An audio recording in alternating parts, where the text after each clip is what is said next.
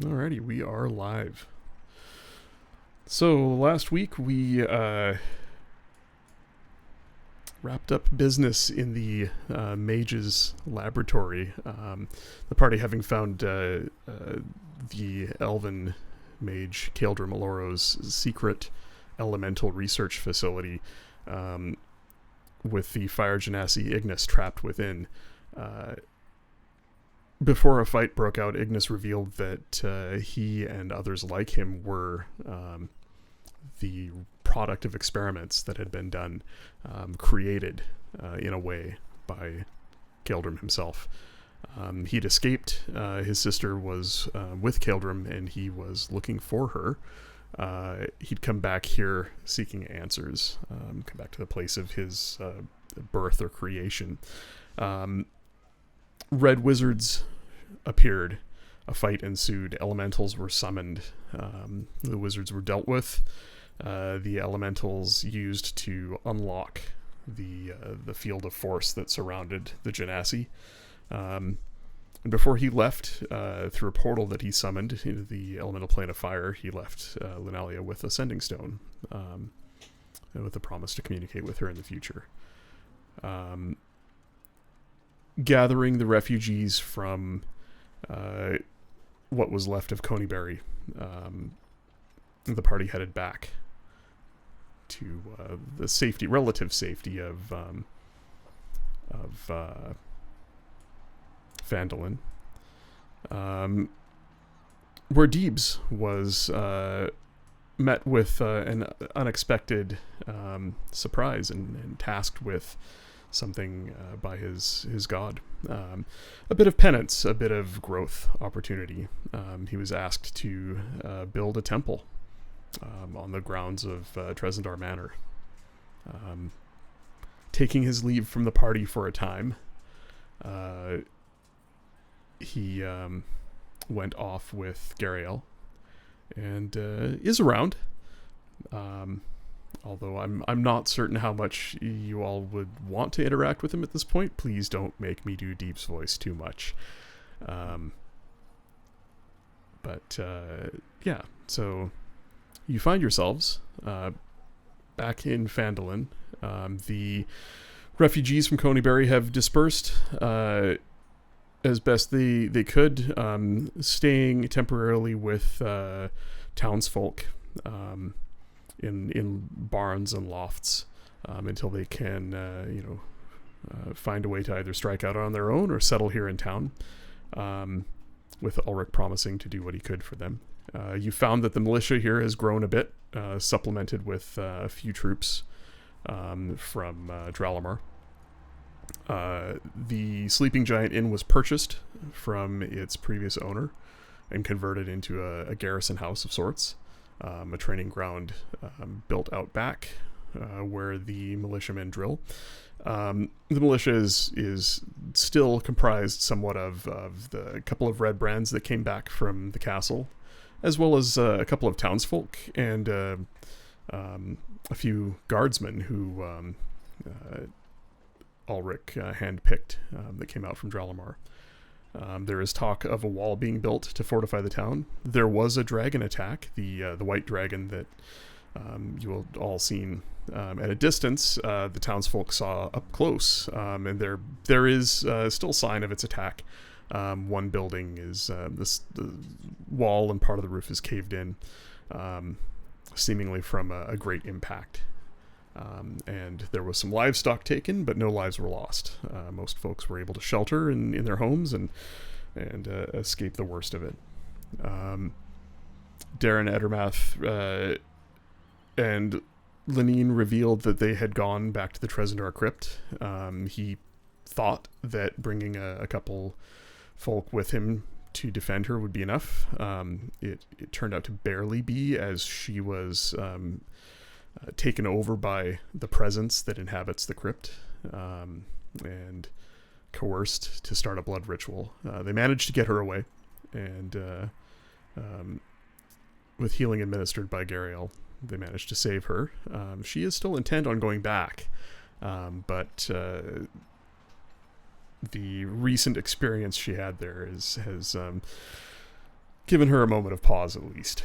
The only other thing I can think of note is that Halia Thornton has taken office at Townmaster's Hall and has been handling a lot of the day-to-day paperwork that the Townmaster deals with, in addition to handling mining claims and other such paperwork that she had already been taking care of at the Miners' Exchange. Everything you've heard about her indicates that she's doing a fine job in an administrative role, and has freed Ulrich up to focus on bolstering the town's defenses. However, both Ulrich and Darren have expressed some caution about her, and I believe Darren might have mentioned that it might be wise to try and, if you can, learn a little bit more about what she's been up to. And so, we'll start there with the party here in Phandalin after a night's rest. Make sure you've all poked your long rest button, although you would have done that a few times, I think, on the trip back. And what would you like to do?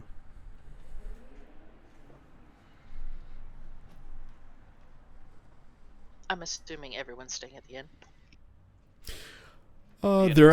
The inn was full. There wasn't any room there. Darren would have offered one small room that had a cot and would have slept another one or two folk on the floor. I think Lunalia had set up camp near the pond, but I'm not certain about that. Mm-hmm. So she's staying at his property out back. Right.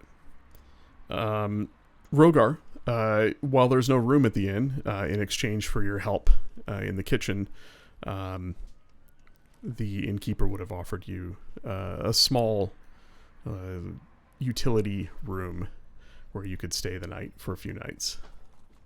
And Noro and Scribble, there would be enough room at Darren's place for you to stay there if you so wanted to.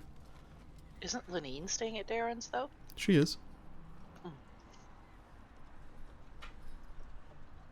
Yeah, and while he is on the porch. Yeah, while she rests and recovers, he is relegated to the porch, the kitchen, and generally trying to stay close, keep an eye on her, but stay out of her way. The next morning, she actually, those of you around would notice that she heads back to the Lion Shield Coster and opens it up for business.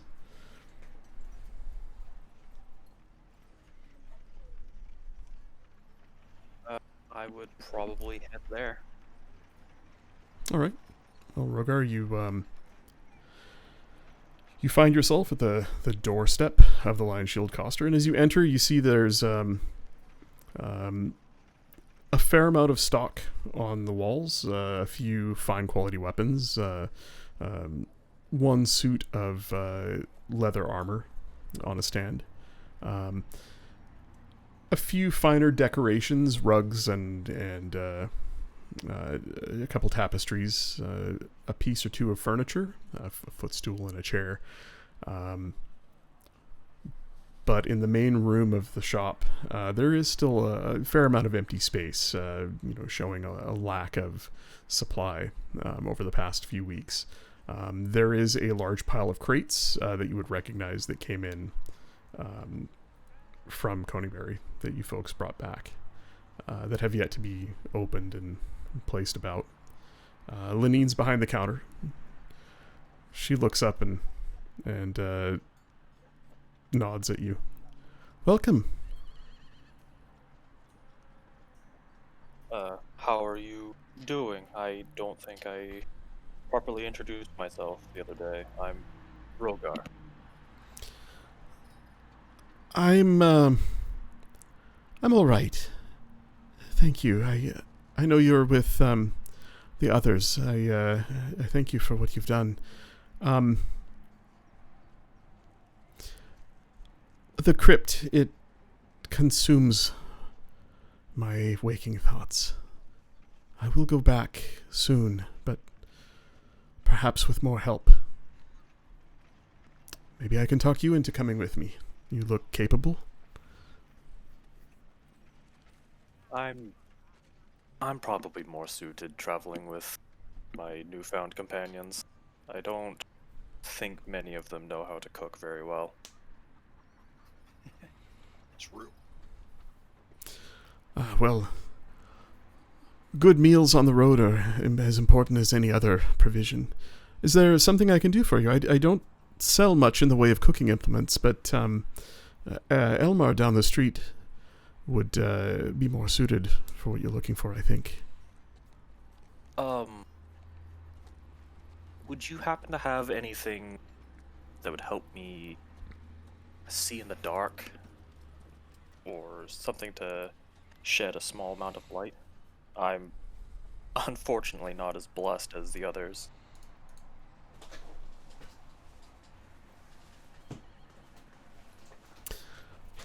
I have something. She pulls a small silken bag out from beneath the counter and unties a fine golden drawstring, opens it up and pulls a sphere of thick glass out of it. She utters a word and it begins to emanate light, filling the room with a radiant golden light. She speaks another word and it rises out of her hand into the air and floats. She says, "This is a drift globe. You can use it thusly. Once a day, you can make it emit brilliant light. Or, on demand, you can light a room with it. It will follow you as it hovers."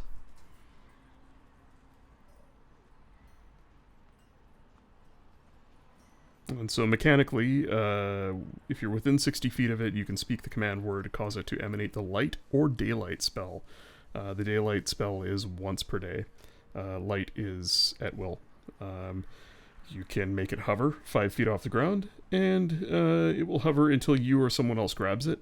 If you move more than 60 feet away from it, it will follow you until it's within 60 feet of you. It takes the shortest route to do so. She says, I could perhaps fashion something for you. A hat or perhaps some eyewear, but it would take a couple days. Okay. Perhaps eyewear. The globe is interesting, but I worry about it revealing our position if we're hiding from something. All right. Well,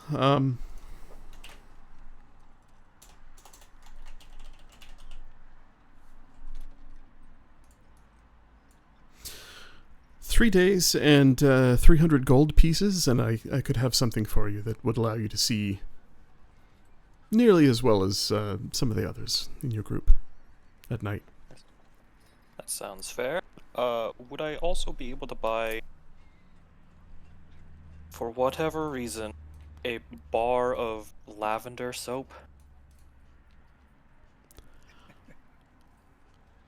She looks at you and her eyes narrow and she nods. Did the big man run out already? He didn't eat it, did he? I don't really know what his fascination is with soap. He seems to have lost it.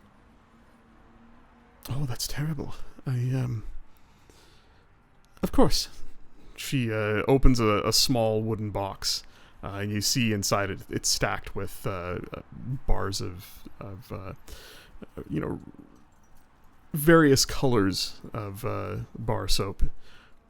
And she digs deep and pulls one out and wraps it in a small piece of tissue paper and just places it on the counter and says, "Don't worry about the cost."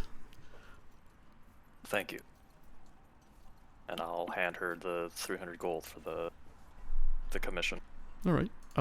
Go ahead and add Goggles of Night to your character sheet. it'll take 3 days, but unless you guys leave town, which is possible, I guess, but it's 3 days. I'm just going to have a look at it, make sure it's the right item. Yep, so while wearing these dark lenses, you have dark vision out to a range of 60 feet. If you already have dark vision, which you don't, but if one of the others in the party used them, it would double the range of their dark vision, adding another 60 feet to it. Nice. Scribble, I think, already has 120 feet of dark vision, so it would up his to 180. I can see for days. Or nights. Wow. Linnean says, Heinrich told me of your group's bravery and what you did for him and the others. I appreciate it. I feel that I owe you all. And after hearing about the terrible things that happened there, I owe you more than I initially said I would pay. And she counts out 50 platinum pieces and puts them in a small leather pouch and hands it to you. Please make sure the others get their share. I will. Thank you. Well, I am somewhat resupplied, and by the sounds of it, you've dealt with the orcs that were the problem on the road. Perhaps the next wagon will arrive on time. Here's You'll be hoping. welcome. Do send the others my way if they are in need of anything. I have some time. Apparently, Darren will prevent me from further research, by force if necessary. I'd like to see him try, but I don't think I will test him after what happened. I will let the others know. Good. Thank you. And I will, I guess, head to where everyone else is. Well, where is Or everyone go else? and try and find where everyone else is. Sure. Where are you all, and what are you up to?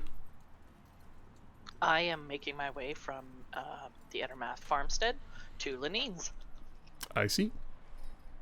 Noro Most likely and be entering as you're leaving. Noro and Scribble. Any plans? I would probably go to the town hall to talk to Halia. Hmm. And I'm gonna go with my buddy, the Birdman. All right. Quick question. Yes. How many of us know about the doppelganger?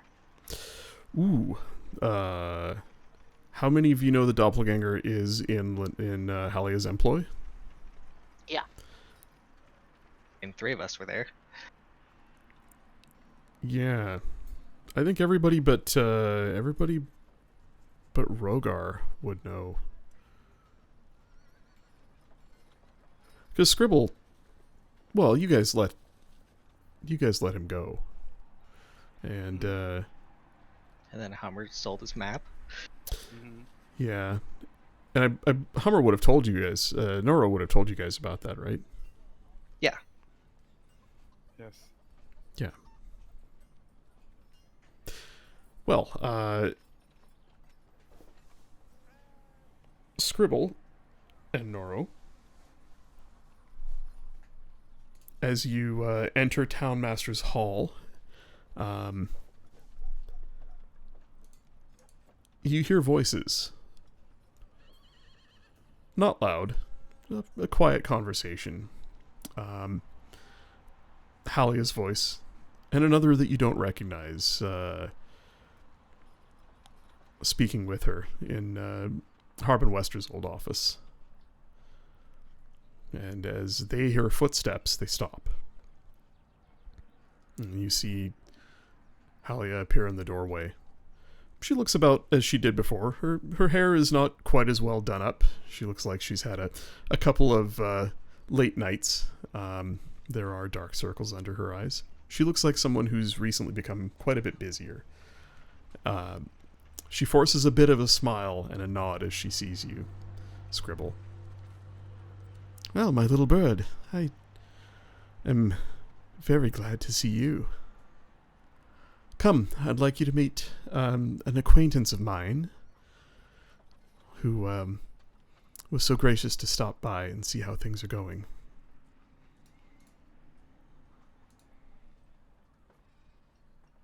That's all right. Bring your friend as well. I suppose company is always a good thing. Come on. She leads you into Harbin's old office. It's quite proper and tidy. There is a large stack of loose parchment on one corner of the desk. A quill and inkwell and a few other writing implements and a magnifying glass and a few other things neatly placed on the desk. In a chair opposite the desk sits a man. Red skin, horns, short and straight, that rise from just inset from his temples. Dark black hair slicked back. A tiefling, you think. His tail curled about one leg. The tip flicks back and forth. He wears the equivalent of a medieval suit. A long coat, a high-collared shirt with ruffles, and a ribbon tie about his neck. The man has a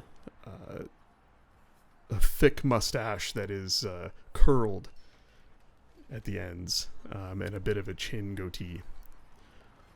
He looks at you both, yellow eyes flashing. Well, who have we here? Halia? Didn't think you'd have company so early this morning.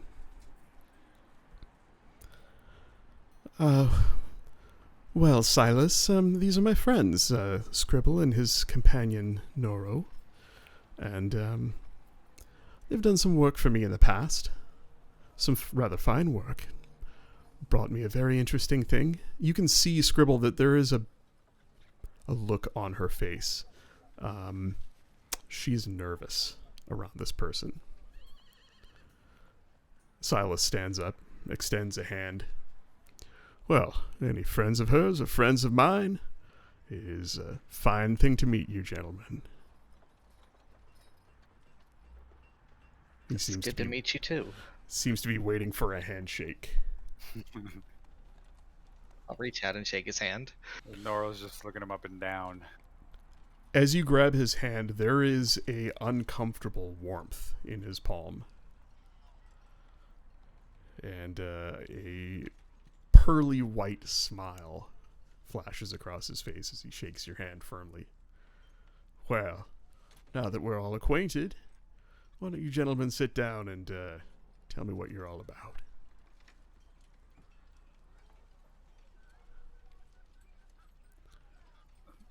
Halia here tells me you brought her a rather fine acquisition recently.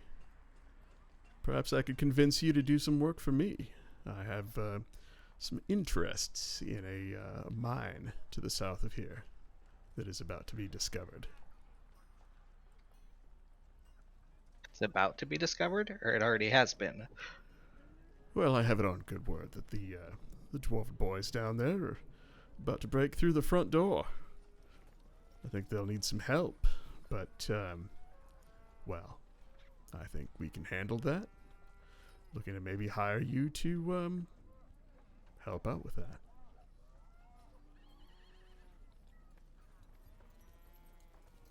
Greedy ass bird, what are you gonna do? I'm not gonna do much with a pickaxe.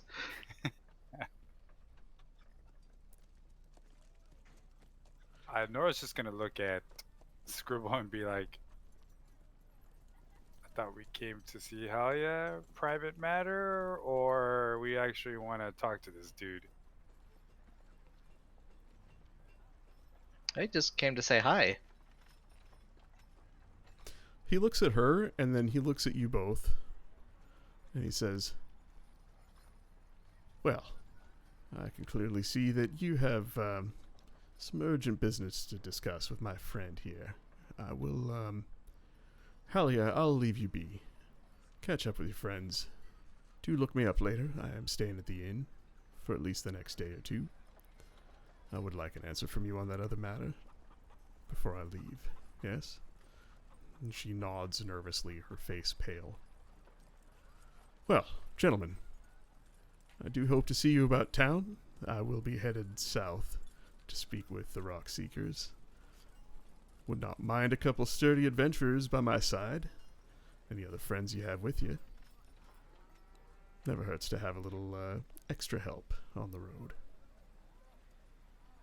Pleasure meeting you both." He bows as he stands and exits the room. And so it was noticeable that she seemed like flustered by that person. Yeah. She's nervous. You don't even have to insight check. She looks like, well, she'll tell you after she waits a good 20 seconds or so. Footsteps out across the hall and out the door. She lets out a long sigh. "Well, that was unexpected."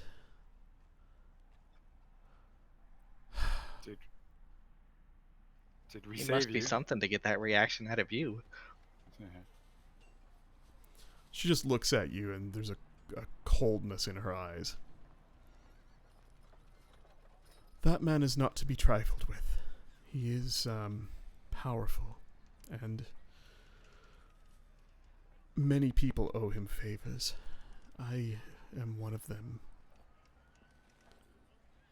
Unfortunately, I've been trying to pay off what I owe, but, well, he doesn't like to let go of his, possessions so easily. Anyway, how are you both? Is there something I can do for you? Is there maybe something you could do for me? Do you have some time on your hands?" I believe that we do. We've returned with some refugees who seem to be maybe finding their home here. And we don't really have any pressing matters.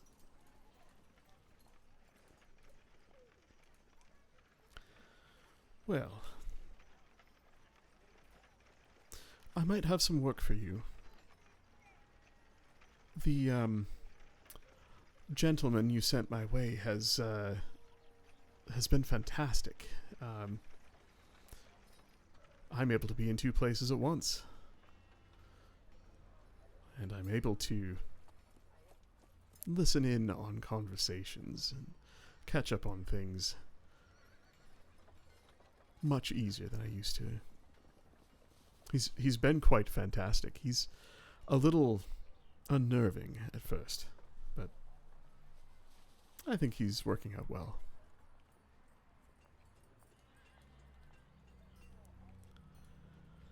That's good to hear.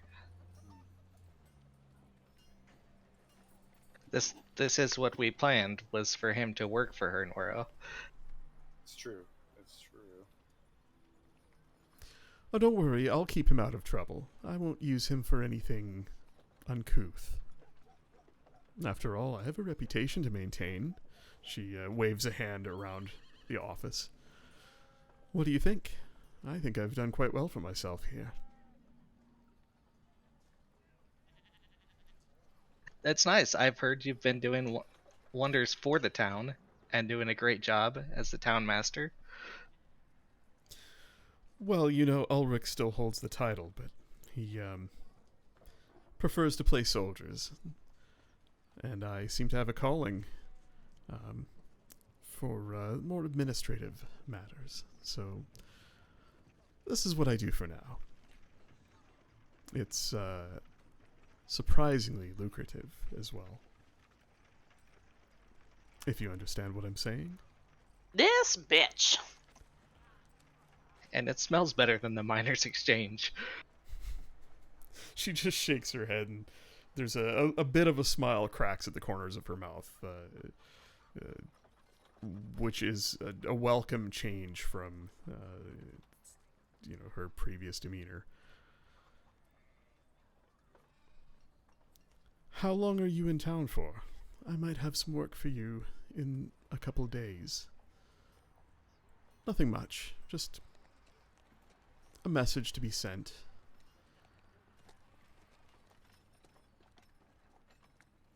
We should still be here in a couple days. I don't see any reason to leave right now.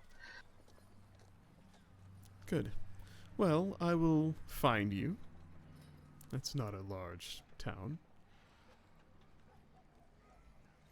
And I pay well.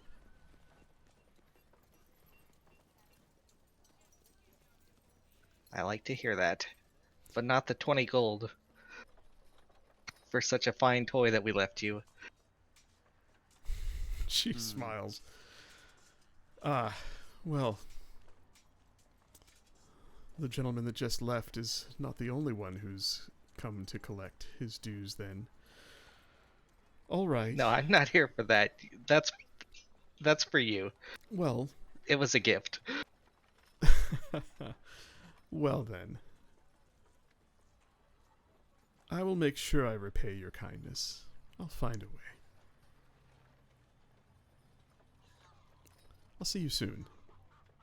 And if there is anything you need, you know where to find me. Or the other me.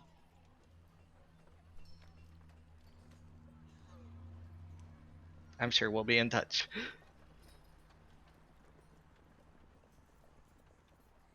Good job, Halia.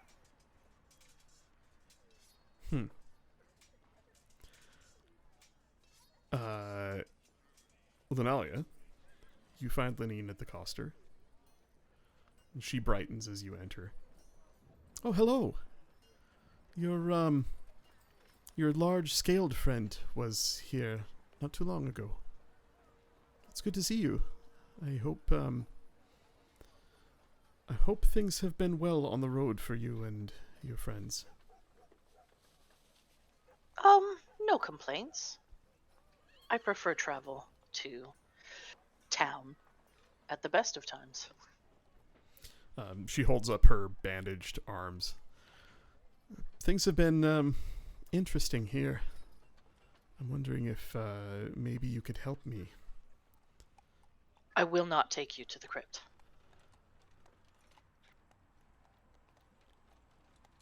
I think with something else.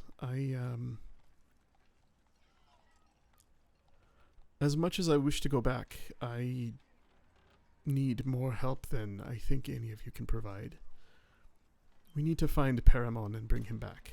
And from what I'm hearing, you've already met him, although it seems neither you nor him knew it was he. Yes, that's part of the reason why I'm here, was to speak to you more about Paramon. Oh, what do you wish to know?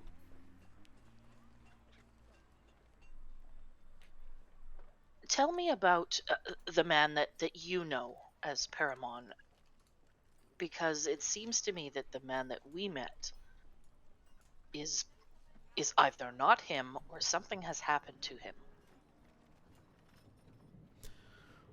Well, Was he always addle-brained? no. Quite the opposite. A very intelligent man. Humble at times and well, full of hubris at others, but generally pleasant, insofar as old, knowledgeable wizards go. Friendly enough, willing to take the time to teach those he saw as worth teaching. He spent some time with me, taught me a few things. And, Did he have a familiar? yes, a little mouse. Well, that does line up. The man that we met did have a little mouse. Cornelius, I believe his name was. I'm certain it's him, although I don't know what's happened to him to put him in such a state of mind.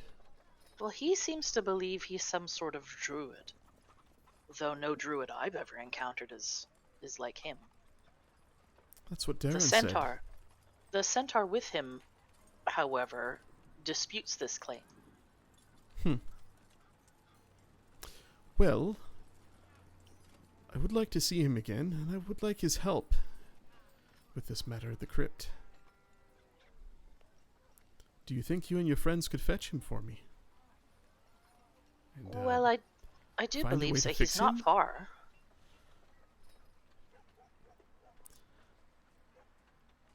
I don't know if I could convince him to help. I'm worried that something's happened to him.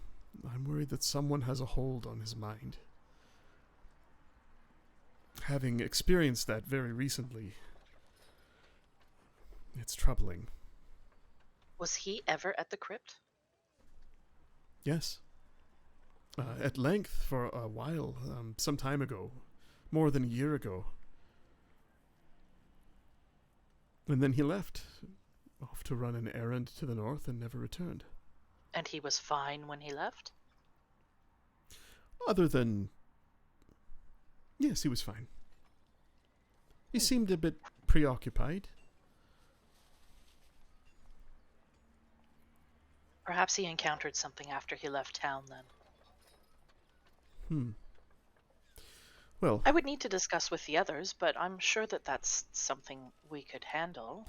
he was quite well educated and fairly powerful. So I would imagine whatever made him how he is now would be something to watch out for. If you go after him, be careful. Of course. I will discuss with the others. Good. Now, to business. I am in need of some items. I'm hoping to find an item similar to one that our large barbarian friend has. A cloak of protection. Well, I don't have anything like that, but I could make something. Well, 2 that would days, be perhaps? wonderful. I will already be working on something for your large friend. I suppose a week for both items. I'm in no rush, Good. Well, as long as we are not heading into heavy combat, that is.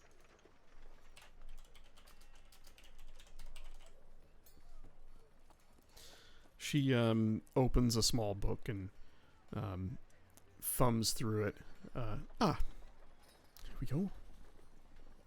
Materials and time. 400 gold. I did just send your friend out with a large bag of platinum. I'm hoping it's enough as a reward for your work in the east. The work itself was a reward. Cleansing the land of undeath. Removing a curse. It would have needed to be done regardless of payment. Of course, but one has to eat, yes? Coinage isn't necessary for this, although I'm sure my companions will appreciate it. She's going to plop 400. She's just going to upturn her coin purse on the counter and count out 400 and then scoop the rest back in her bag. Okay.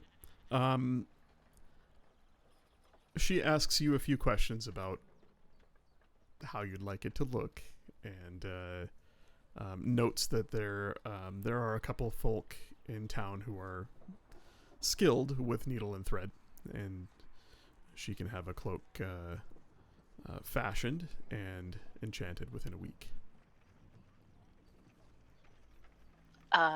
One other item. Do you happen to have any lavender soap?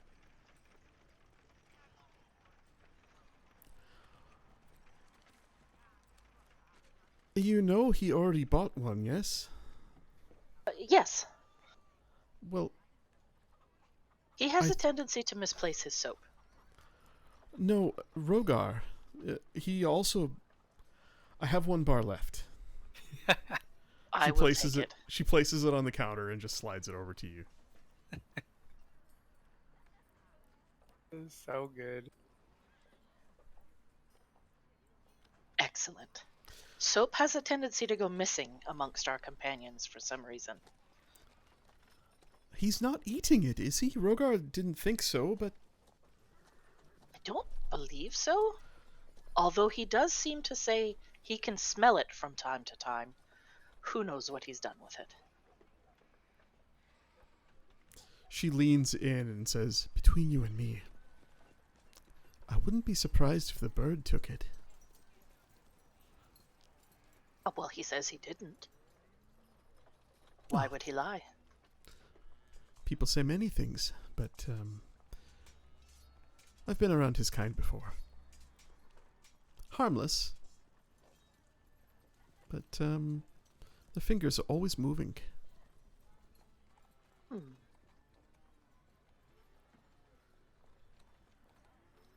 Yeah, I'll keep that in mind. she a little bit racist. I'll keep that in mind, thank you.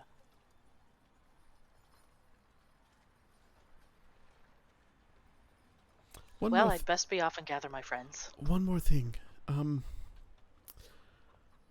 I hate to ask this, but I worry things in this town will change with the recent promotion of, well, my friend across the way there. Halia has been at the town master's side, handling much of his day-to-day, and I worry that she will do something to drive business away from the Costa, or to drive me out of town entirely. I hope it doesn't come to that, but I would appreciate it if you kept an ear open.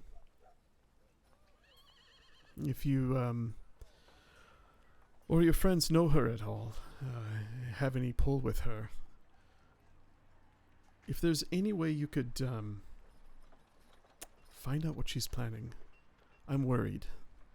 Spy. You want me to spy on her?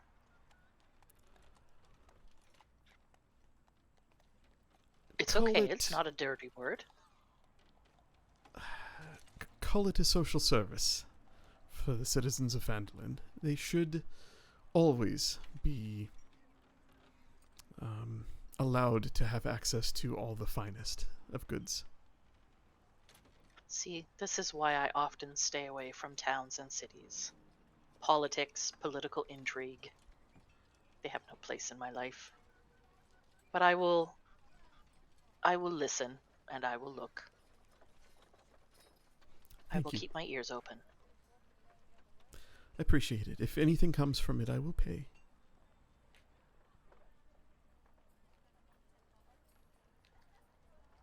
Oh. Yeah, she's just gonna nod and make her way out. And before she leaves, she'll just say, "Remember, stay away from the crypt."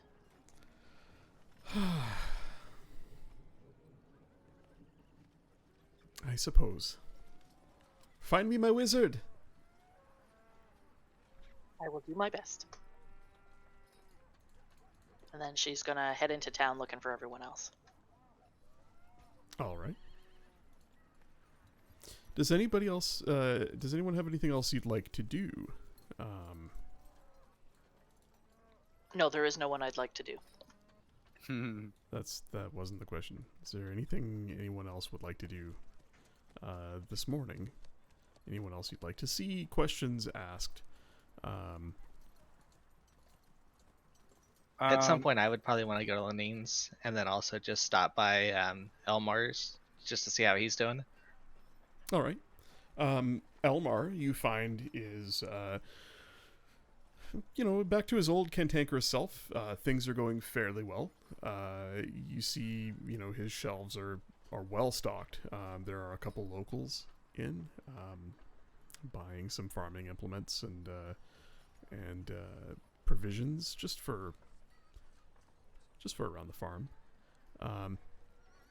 He brightens and his bushy eyebrows raise as you come through the doorway and waves at you. Looks like things are going well here. Well, I don't have any more tables for you to fix, but they're going well enough. Yes, well enough. You're back in town for a while. I am. My companions and I have returned and don't have much to do, so we'll spend at least a few days seeing how the town's coming along.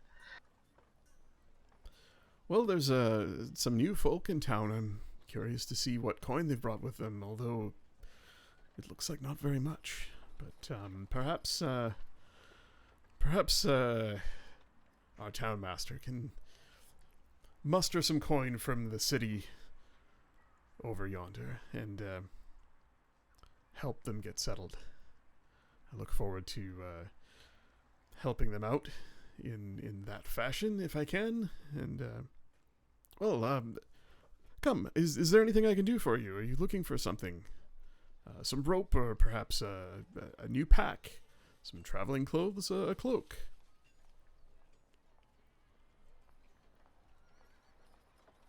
I could use a rope.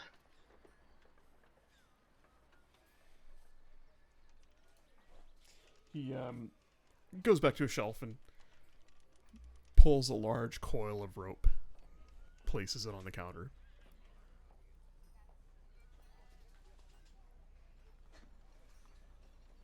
Is there anything else I can get you?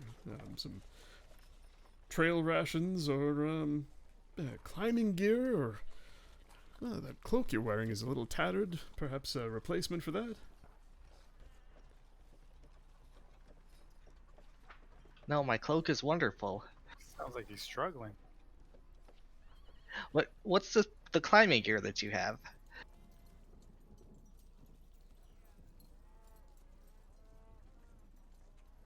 Well, just more rope, some pythons, a hammer, a climbing pick, anything you might need for that sort of thing. If you're up in the mountains to the south or to the east, I have a little bit of mining gear as well.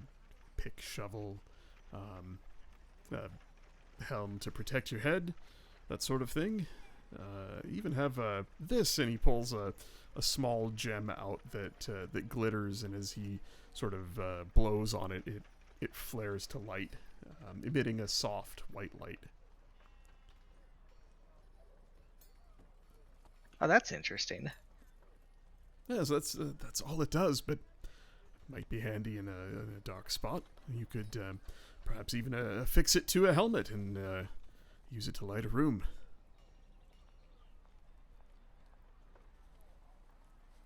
How much would that be with a rope and a little climbing pack?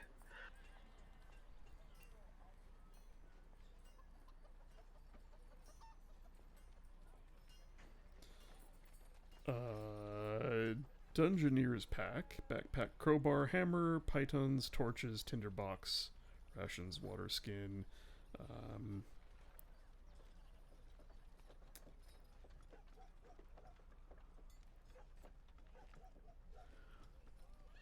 $75 gold for all of it. Although you've done so much for me and others, I'll give it to you for 60. I think I can do that. How's business around lately? Well, it's been alright. It's certainly much easier to conduct business when I'm not being roughed up every other day by those idiots. I've seen a couple of them around town. They seem to have been whipped into shape by our friend Ulrich there. He's done a fine job. Not entirely pleased with his choice of his Halia as his second, but well, I haven't seen any sign of any misdeeds from her office yet, so Certainly not as bad as Harbin Wester before, is it? no, not at all. And I am not worried for my life or my well-being anymore. Although, with this dragon, I certainly don't know how things will play out with that. Although Ulrich assures us that there are more men coming from Dralamar to help. We just don't know when or how many.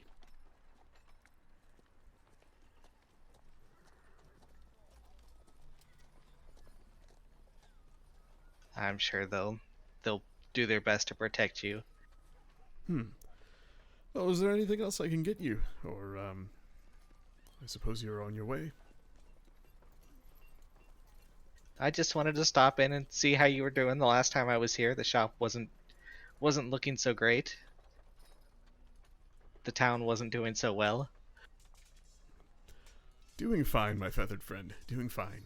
I appreciate that you came to look in on me and that you came alone. And he forces out an awkward smile. So you don't want me to send the big man here? No, that's quite all right. Do send him my regards, and the others, of course. But no, that's fine. You can keep him at a distance. I'll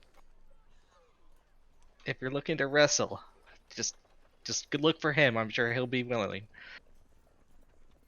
I'll keep that in mind. Is Norrell's face pressed up against the window outside, just looking in? No. I didn't go with him this time.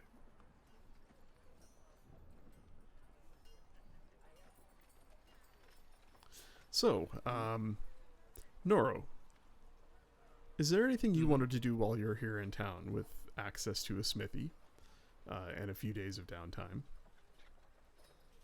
Access to some coin in your pocket and a couple of different shops.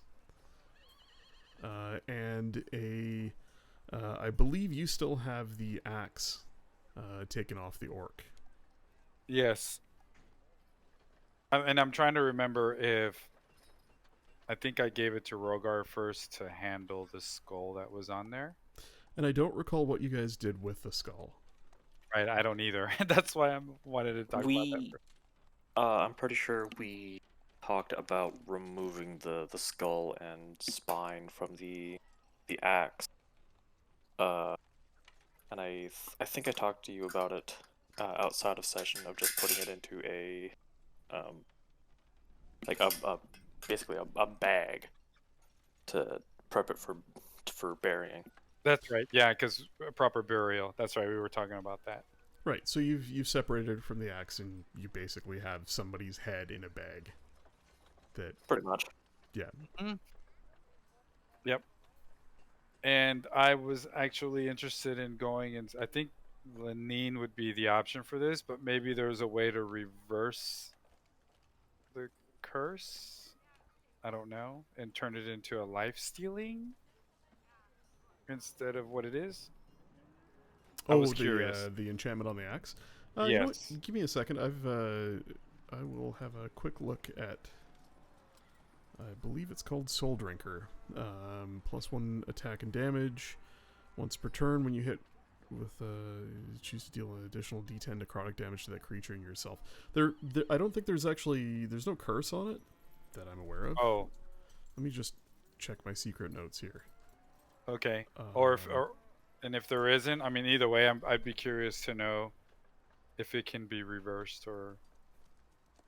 There is no curse that you're aware of on this axe. Oh, okay. That isn't to say that it's not cursed. I will warn the party that anything that you loot at any time could potentially be cursed. Yikes.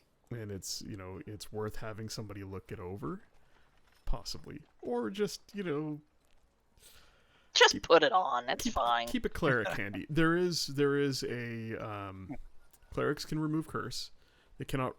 The spell is not powerful enough typically to remove a curse from a weapon or object, but it is powerful enough to remove the curse from you and break your attunement with that object. So, you know, But- if you do pick up an axe and attune to it and find that it's cursed, you could, you know, track down Deebs or somebody and have them break the curse. It wouldn't fix the weapon, but it would fix you at least. Oh, okay. The damage, it says 1d8 plus 3. Is the plus 3, is it because it's a plus 3 weapon, or is it because of I'm using it? It's a plus 3. Your strength is what? Plus 3 because of my strength. So is D&D Beyond showing me with my plus 3? That's what it is. I'm 1d8 just plus- having a look at your character sheet here. Soul Drinker.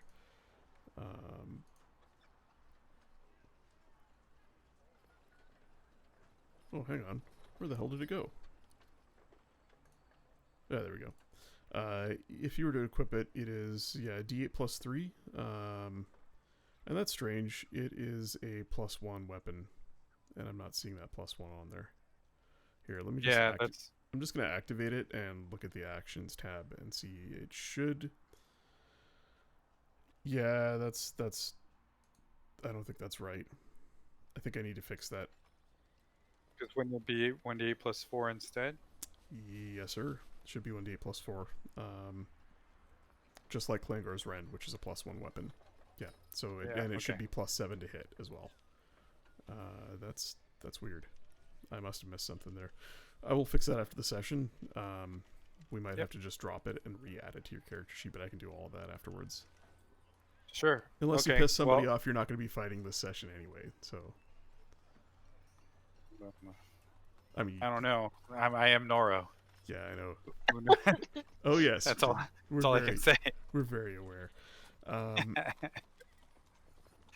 So no, but just because Noro doesn't understand how magic works, I wanted to go, and he's thinking in a very like I don't know, tribal mind like set where like what I want to do is reverse whatever's wrong with this weapon and turn it into something else that gives versus it like it takes from you to add more damage. It just seems all creepy to Noro, and he wants to do something that instead it gives like a bonus, and then like wants to give it to Rogar back as a kind of like, hey, it's a change of, even though he doesn't use it, may not use it, I don't know, but to, like, hey, it's a change of it's a different time now, right? The past is now the past. This is now what you can do.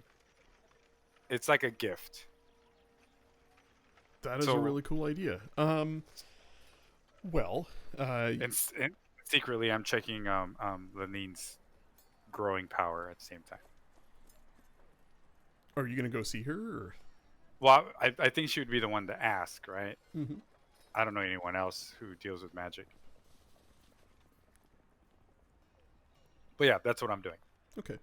I'm Do you going stop- to Lanine's. Okay. Do you stop by the smithy at all, or are you just going to go straight to see her first?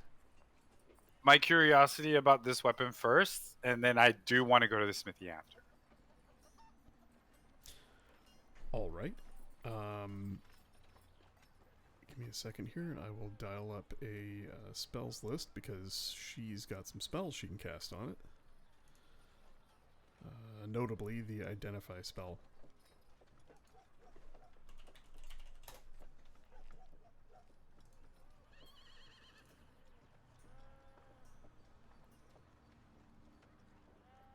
Quick AFK.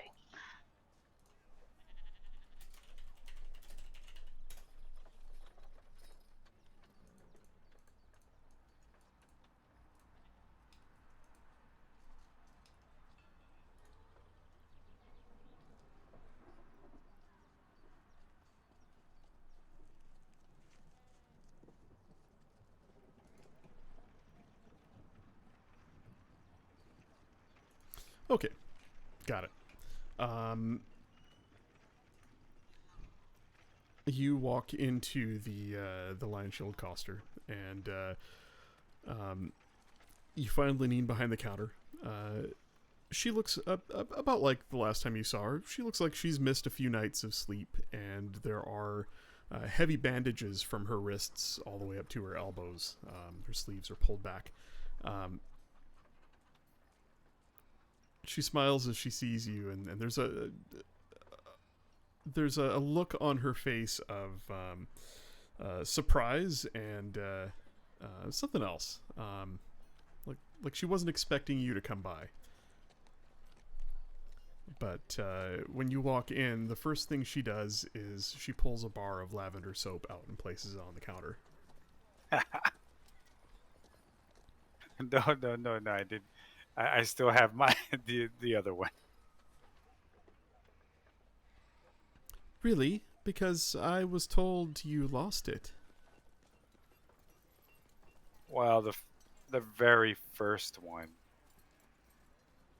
But now that I got the new one here recently, I still have that one. Thank you, but I have a different question. Just take it. I do love the smell. I take it. And as you take it and you place it in your pack, your hand bumps against something, and you pull out your original bar of soap. What the? And if you look on your character sheet, you should see a bar of lavender soap. And bears signs of being gripped by a large hand. What? Yep. It's back. I try to match. I'm fascinated now at this point, so I'm like trying to. Noro's fascinated. He wants to put his hand over the bar to like see if it matches his hand. Oh yeah, it is very definitely, there's a groove on one side where you've rubbed it with your thumb, and it fits your hand perfectly. It is your original bar of soap. And sorry, I didn't catch. Did Lenalia just give you the bar that? Did either Rogar or Lenalia give you the bar that they bought yet, or? No. I haven't seen Noro yet. Right. So. Right. What was the other bar of soap you were talking about? Before the session ended, when I saw her, I was like, I wanted to go to her shop and buy another. I asked her if she had another soap. Oh, and right. And I don't remember if we actually went and got it. No, I don't think we did. I think we talked about right. it, but just talk about doing it, but didn't. Okay, good. Then yeah, okay. Then so yes, this is that bar. Yeah. Got it. So just to note, she told the others that she had one left. She told Lenalia she had one left, but she actually had one more left that she was keeping specifically for you. Sweet. She's just kind of she's watching you with a smile on her face as you're staring at these 2 bars of soap in your massive hands. Yeah, Noro's doing it like, what? I have 1 soap. I have 2 soap. I have 1 soap. I have 2 soaps. Like I'm just like looking at it. Her voice cuts through the confusion. Noro, is there something you wanted other than soap? That is the last bar I have of that.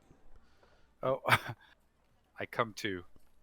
I say, yes, here, and I start pulling the axe out, and I say, I want to. This thing is made out of magic. It does bad things. I want to make it do good things. How can you help me? Give it here. And as she takes it, you can see like it's heavy in her hands. She almost drops it on the counter. She places it down, grabs her spell book, opens it up, thumbs through a few pages, and says, "This will take a few minutes." She begins to weave an incantation, a soft chant, and complex symbols traced in the air with her fingers that leave glittering runes floating in the air. That eventually fade away to golden dust that glimmers and disappears. As she finishes the spell, there is a glow that shimmers about the weapon itself, a bluish-white glow that builds and then disappears. She nods and looks at you and says, "This weapon has some history, and a dark magic about it. It's I think you might already know a bit about what it does, but be careful if you wield it. It will hurt you. Yeah, that's what I saw it do. It looks like it takes life. When that's all I remember. From both the one who wields it as well as the one whom it bites. Is there a way to I don't know, to the opposite? Like where it benefits someone and it's not. I don't know. Is it cursed? Do you know? Sadly, no. I'm not the right person to ask. Your dwarven friend or another, a holy man, might be able to tell you if it's cursed. Or you could try it out and find out for yourself. But I would caution you, as well as anyone near you, when you attune to it. The curse, if there is one, may be more than you can handle. I'm sure you'll be fine, though. Just maybe keep your cleric friend nearby. Okay. As far as changing the enchantment, usually a weapon enchanted, there is a permanence about it. The weapon must be sundered by powerful magic to break the enchantment. It's not as simple as just flipping it from dark to light or harm to heal. However, I have heard of this sort of thing being done. Again, not something I could do, but perhaps something I could help with the right people involved and the right spells. Yes, I think one of faith plus myself, and it would take a certain amount of magical reagents, not cheap. We could perhaps remove or replace the enchantment on this item. It would take some effort. Okay. Should I find out first about through, I guess, at the smithy? Or do I just... Could I leave it here? Well, Like a project. I need you to find me someone who can cleanse this weapon. Someone who can help break the enchantment. It would help if Paramon were here. I spoke to your friend Lunalia about finding him. He would know for sure how to do it, but it would also require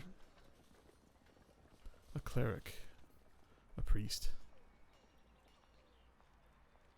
One with some skill.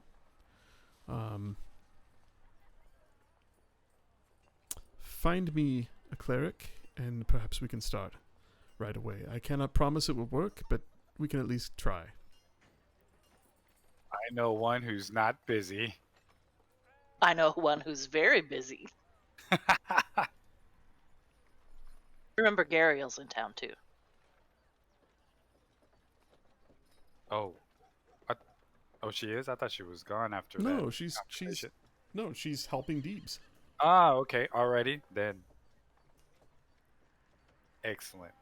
She's not busy. Yeah, she's not paying a penance. That's right. Okay, I told Lenine, I said, might be tomorrow or in the next few days. I'll be back. All right. I don't think I'll have more soap by then, unless you'd like to try another flavor. Smell. Don't eat it. Oh, no. And as she's talking about the soap, I'm thinking, oh, how much do I owe? For the soap? I forgot to pay. No, don't. Just don't lose it. For the weapon, I don't know, Noro. I will. Yeah. To be honest, this is an experiment. My own curiosity. Well, I'm going to do it regardless, but I cannot promise it will work. If it works, we'll speak about a price, or perhaps you'll owe me a favor, and we can settle later. I'm okay with that. Good. Oh, one last thing. I'm looking for bracers. Bracers of defense. Ah. Well, you don't look like the kind to wear armor, but I suppose. Let me do some research. I will find something. I will With find that, something I'll- for you. All right, with that, I'm just like, okay, thanks, and eager to go to the smithy.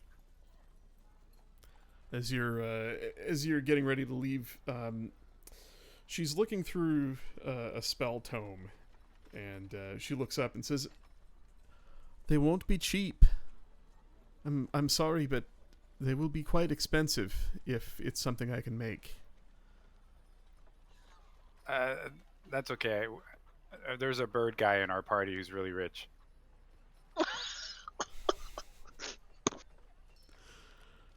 She Don't- chuckles sorry. a little, says, the one with busy fingers, yeah?" Yeah, that's the one. Hmm. That's the one. Or as Deeb calls him, the thief. It's so true. All right, Noro, you head out and to the smithy, where you hear the very heartening sound of hammer on steel. Ping, ping, ping. And as you approach,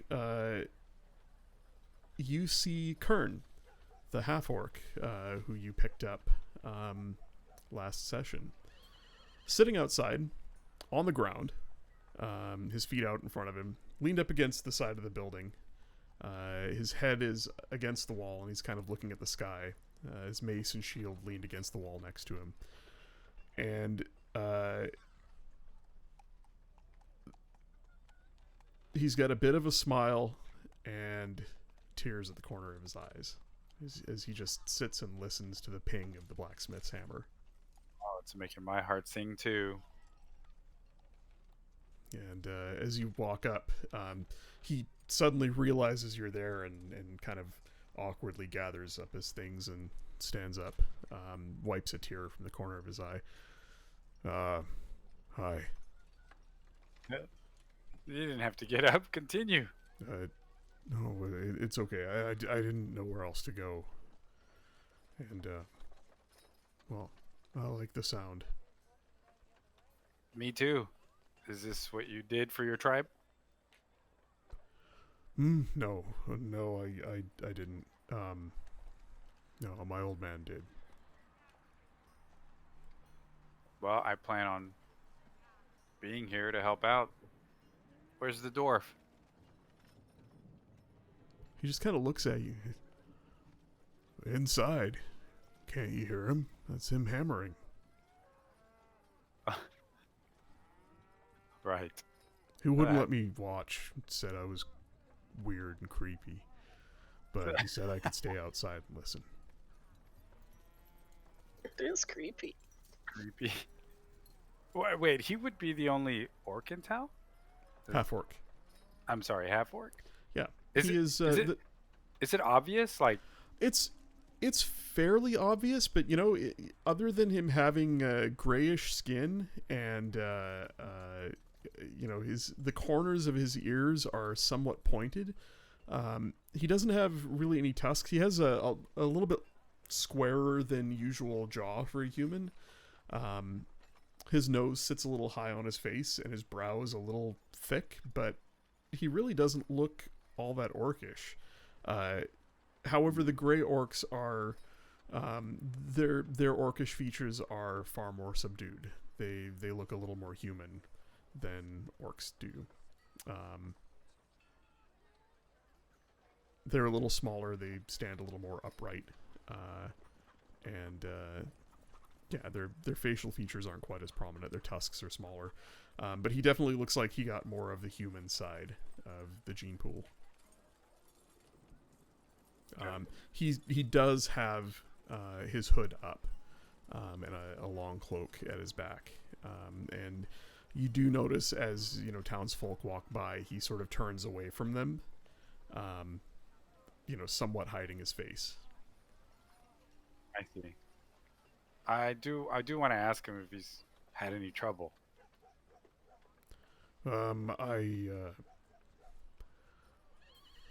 People bothering you.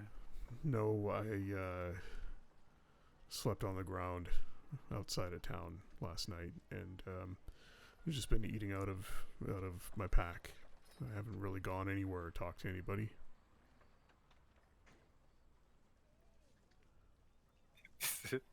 Even this guy makes me feel awkward. He says, "I Lunali just knows what he feels like. I just so don't good. I don't know."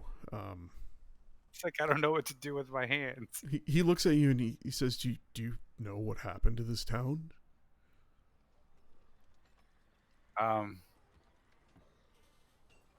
That's kind of why I was asking Poker if it was obvious that he looked, a certain way.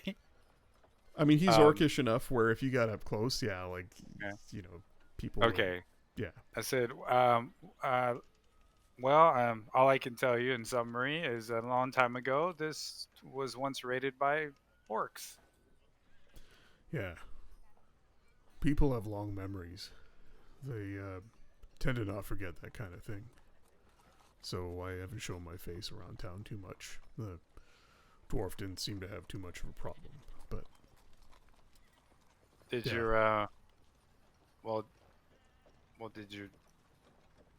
Did you say it was his father who used to do that? Yep. Did he ever teach you anything? He taught me this, and he fishes out a medallion that's hanging from a gold chain around his neck.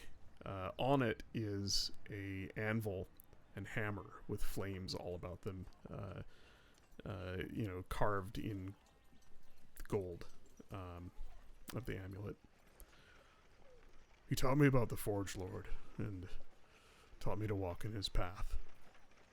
And I do, or at least I try. I'm no dwarf, but I follow Moradin, and I try and be like him. Strong and proud, good, help people, stand up for the weak, fight evil, or hide in alleys and sleep on the ground, because I look like this. Well, crafted items don't have a face. Look, I don't know if I'm going to stick around here. Lotrock wanted me to go learn from people how to be like them. He told me that living with orcs was not the right path for me. But I'm not so sure about that. Did orcs give you trouble too? Because, you're Well, half. I mean, not my clan. No, their family. They took my old man in and they treated me like one of them. But the others, they were cruel. I don't ever want to live like that again. All right. Look, if you guys are going somewhere and you need some help, I'll come with you. I'll do what I can to help. If you have me.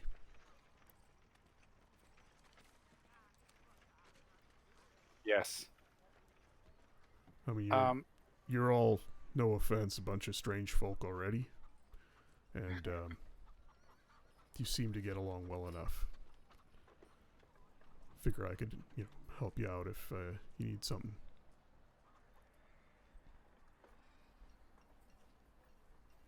let me get with the others just to make sure I'm okay with it. But Hmm. wait for me right here. I'm gonna go talk to the dwarf. Okay. Tell him I said thanks for letting me listen. Haven't heard a hammer in a while. It was good to hear. Right on. I will.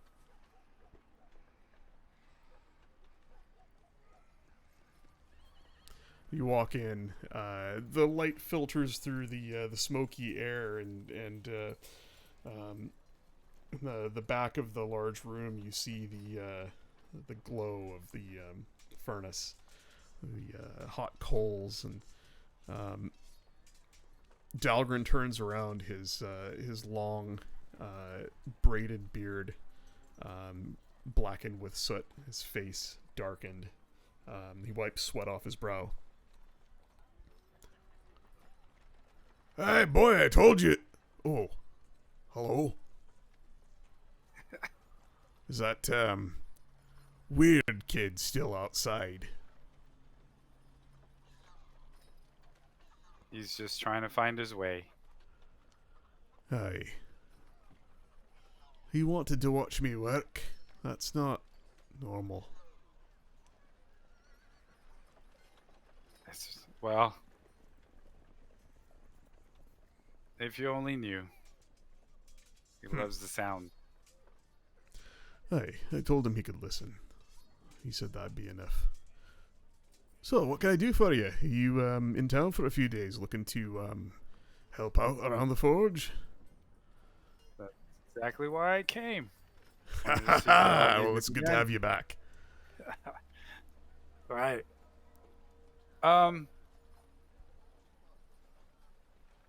Do you mind while I'm here if he helps? With what? Well, whatever you need done, I'll do it. But he helps me. You won't even have to look at him.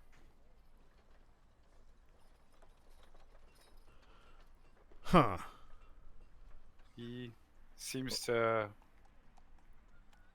Well, if you would have talked to him, you would have known that he tries to follow... how do you say it? Moradin? Moradin. Moradin. Huh. Right then. Bring him in. Let's see what you can do. Sweet. I go grab him. I'm like, psst, hey. Come inside. Hmm. But he said stay outside. It's so awkward. All right. Yes, come. All I know right. what he said. He follows you in. Dahlgren looks up and just shakes his head. Right then. Well, I've got an order for swords for the militia. And, a few other things that I could use a hand with. Normally Danica helps out, but she's run off after that Deebs fella.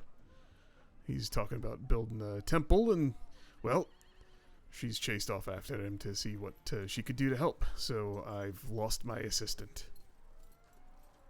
Which is fucking great. So, Noro, I know what you can do. You!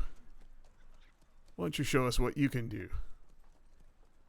And Kern just shrugs and puts his gear down.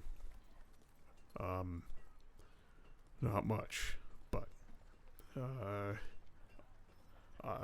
no stranger to working hard, and I'll do what I can. So, Noro, are you planning on spending a couple of days working the forge? Yeah, I want to work the forge and kind of, help build that relationship with Kern. Is there anything you And want to do while you're here? Like you'll have some I, downtime to yep. craft your own stuff as well. Um, I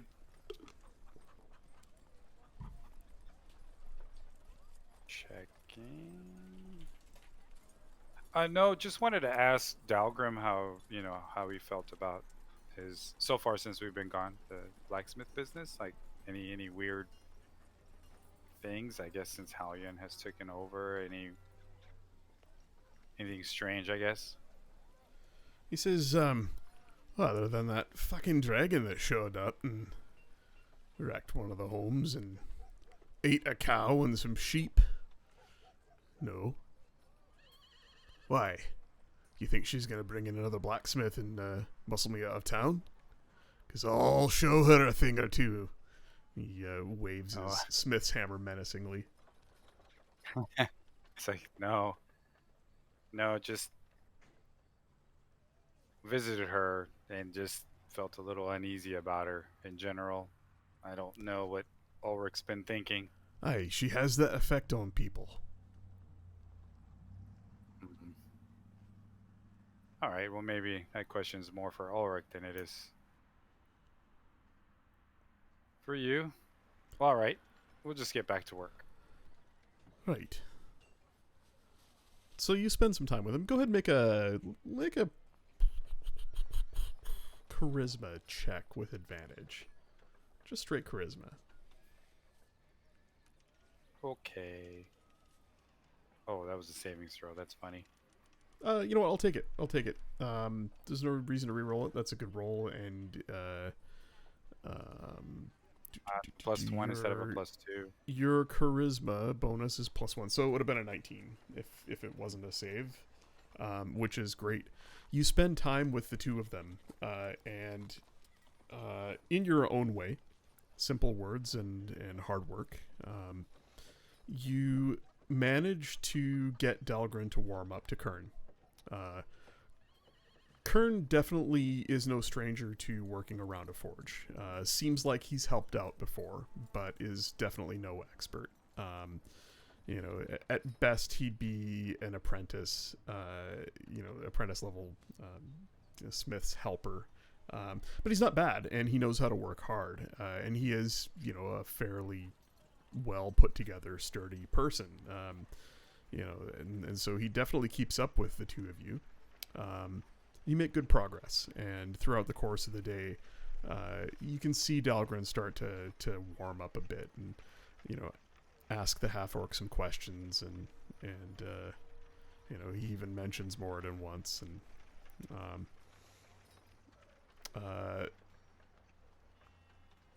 you find that Kern speaks Dwarvish, not well, but well enough.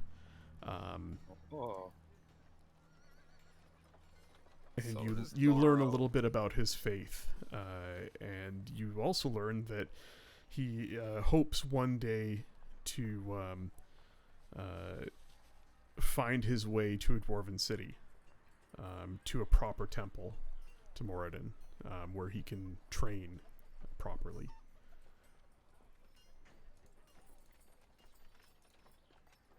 Wow. He's basically the equivalent of a hedge cleric. He is his father taught him the faith. His father grew up around dwarves, and passed on his faith to him, and it's something he's held on to very closely. And in what few interactions he's had with dwarves, he's managed to learn and borrow or buy some texts and study up a little bit. And he is, for all practical purposes, a cleric, but not a particularly well educated one. But you learn he's a man of great conviction, very strong faith. Not in himself, not at all. He's very uncertain of himself and a very awkward person in general, but is a great believer in the Forge Lord. Wow. A half orc cleric. What are the odds of that? Okay, And he very- grew up with his father? Yeah, his both his parents. His father was human, who spent a lot of time around dwarves. Was a trained blacksmith and worked with dwarves. And his mother was an orc, a gray orc. You don't learn a whole lot about their backstory, but at some point his father met his mother and ended up living with the gray orcs for a time. Kern was born into the clan, and then the dragon came, and he gets real quiet after that. But you gather that his parents both died when the dragon attacked and drove them from their fortress.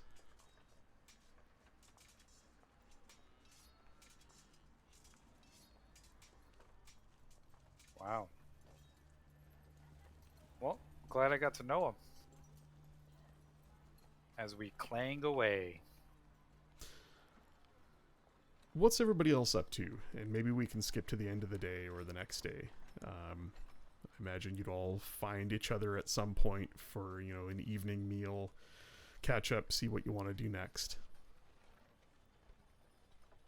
Lunali would have done nothing of great importance throughout the day. She's going to find Darren at some point and ask him about, not necessarily lessons, but just if he wouldn't mind practicing in the evenings. And he's all about that. He tells you that he enjoys, spending a little bit of time with you, very non-committal, you're not a needy person, and, it's easy to be around you. You don't ask a lot of questions or ask a lot from him. And he tells you that he would be happy to teach you a little bit of what he knows. Okay. So you find yourselves around your usual table at the Stonehill Inn. I imagine Rogar is helping in the kitchen again. Yep.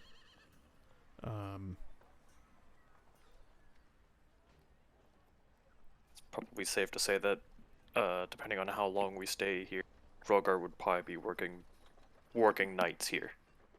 Right. As soon as it starts getting busy, he would help out. Noro and Dahlgren walk in together. They both look just filthy, having worked a hot forge all day. They're sticky, covered in sweat and soot, and Kern is nowhere to be seen. It's just the two of them. Dahlgren punches Noro in the arm and goes off, orders an ale, and goes and sits at a small corner table.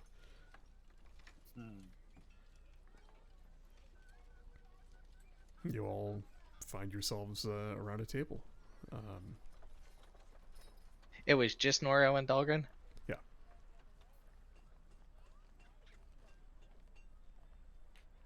I wasn't sure if his friend was with him. No, Kern's disappeared somewhere. Not real keen to walk into a crowded inn. And it is quite crowded. There are quite a few folk. There is a fellow in the corner. Longish, dark hair, a bit of stubble on his pointed chin, wearing dark clothes, strumming away on a lute. It's pleasant music, but very foreign sounding. It's the equivalent of it would be something Spanish. It's a very foreign sounding music that he's plucking away at, but it's calming and beautiful. And he just sits on a chair in the corner, feet up on the table, and he just strums away on this small lute as he watches the room. Lunalia, as you enter and scan the room, you see a familiar face leaned up against the bar, drink in his hand. chatting quietly with the innkeeper. It is a information broker you met a long time ago in Balanas by the name of Severin Thrace. Do I even remember him? Yeah. Not tall, not short. Slim build, thin, pencil-thin mustache and goatee. Sort of rakish hair. It's Galen.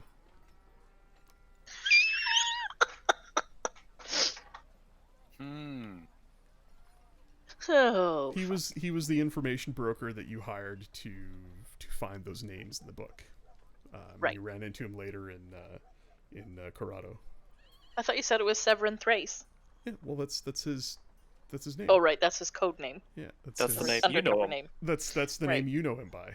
That's the name Right, he's right. traveling under. You know, he's wearing merchant's clothes. He's got a very Lando Calrissian outfit. Cloak over one shoulder, cape over one shoulder, and tall polished boots that have seen some dust and dirt from the road. He definitely looks well traveled, but finely dressed as well. And he spots you, and there's a look of recognition and an eyebrow raise, and he lifts his glass and nods. She's just gonna do like a look from side to side and blow him a kiss. Oh, okay. He kind of is taken aback by that, and then reaches up and catches it, and shakes his head. There are days that she really wishes Solmia were here. He goes back to his drink. Look at him. He's so happy. And he doesn't even know 25 years from now, he's just going to be miserable every night.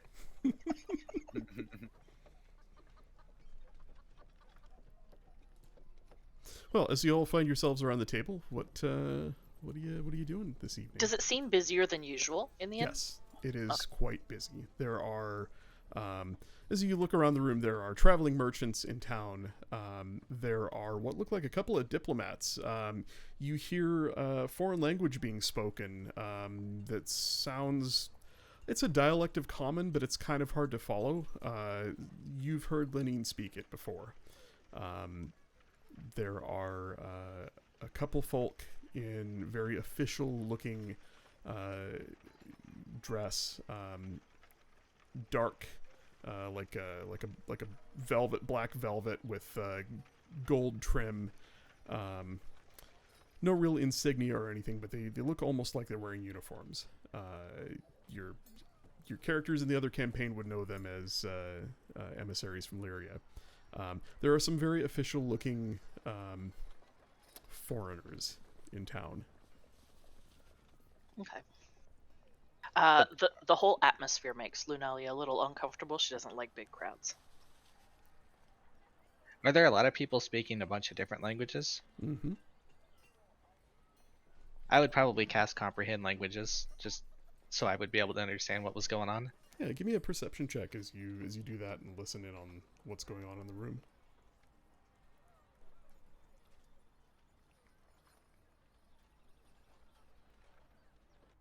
All right.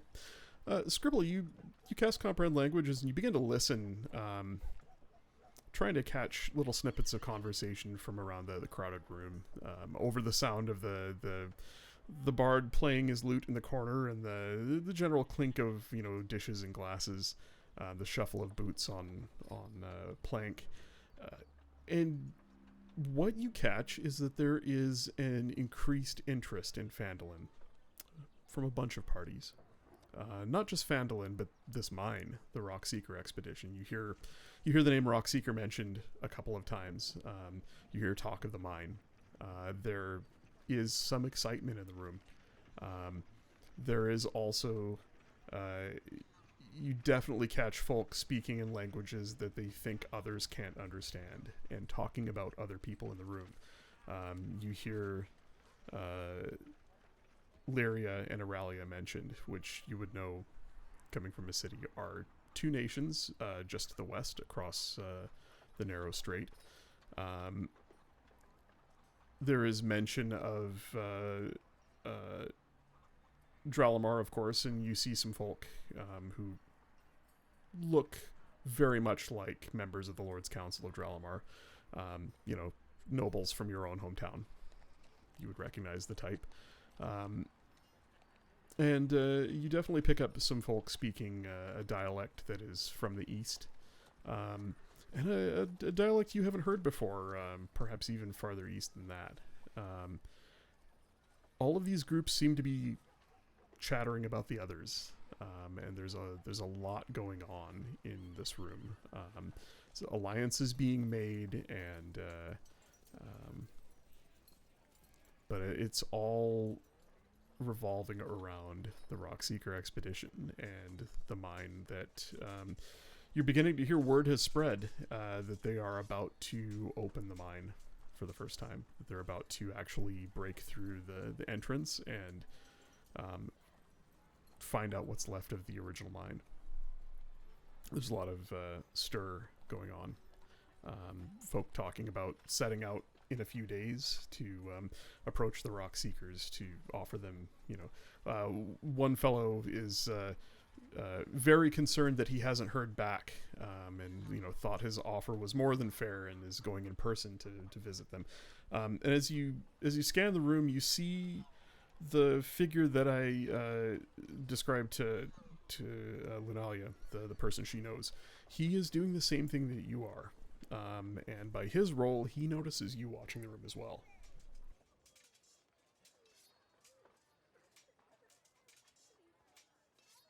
Is Satan here? You do not. You do not see Satan. If I had to pick a character from a movie that personifies that guy that you met, it would be Leo DiCaprio's character from what's the name of that film? That Django. Tarantino film. From Django Unchained. Very Southern gentleman type. Yeah, there you go. Very Southern gentleman type, crossed with the devil himself. Oh, nice. Yeah. Does he even have a little flower in his... No, but he's got the fine sort of Southern attire, and like the Colonel Sanders suit and tie type of thing going on. Uh-huh. Oh, that's the best meme maker ever.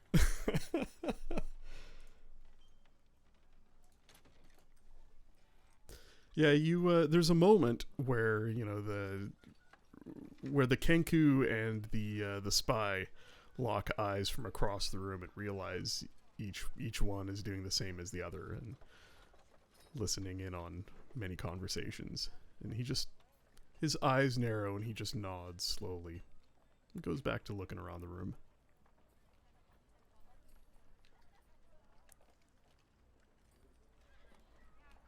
But there is a general stir that interest is increasing in the Rockseekers expedition and what they're about to uncover.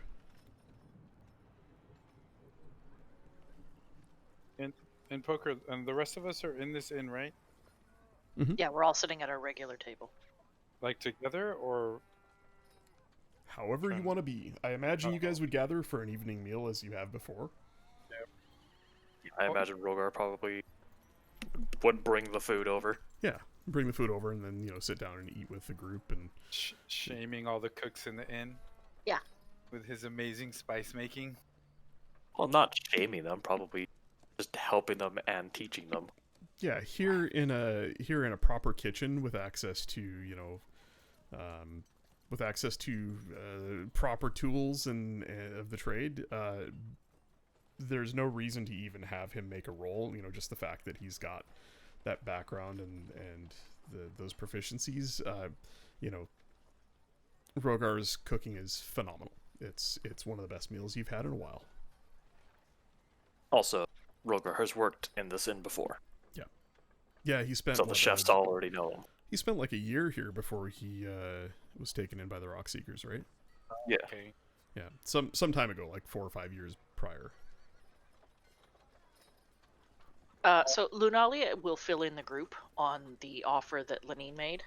Well, not an offer, the request, I guess, that she made to find Paramon. And that, she thinks that it will help with what's going on in the crypt. The crypt. Mm-hmm. Under Tressendor Manor.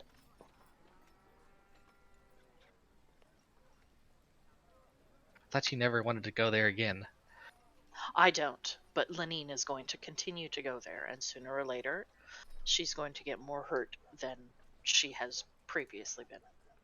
If not, unleash whatever is trapped there on the town.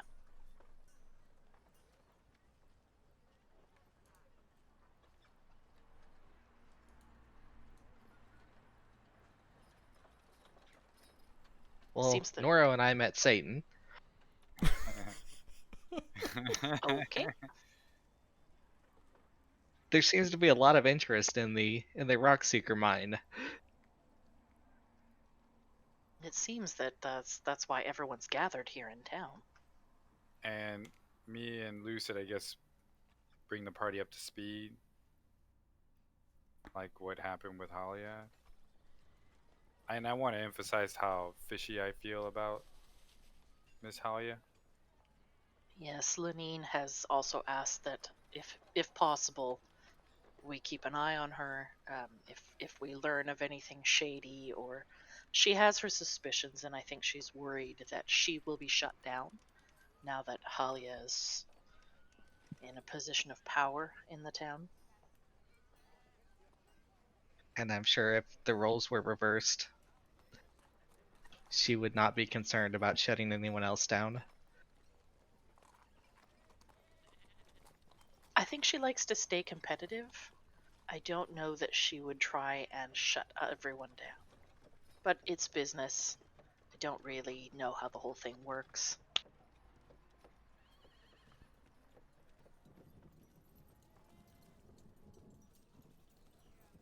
Seems it's a small town to have 3 shops open. I'm sure they all have some apprehension of the others.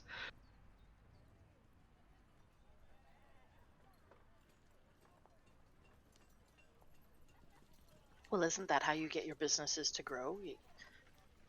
You start bringing in more things that the others can't, and you diversify. Aren't monopolies illegal here? I don't know.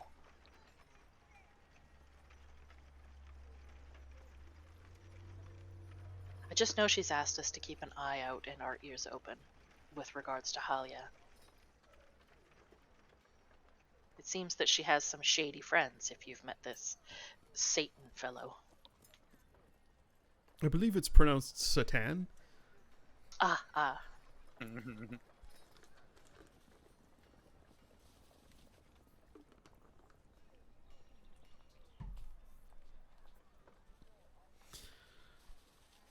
The evening. So, Noro, it looks like you've been busy today.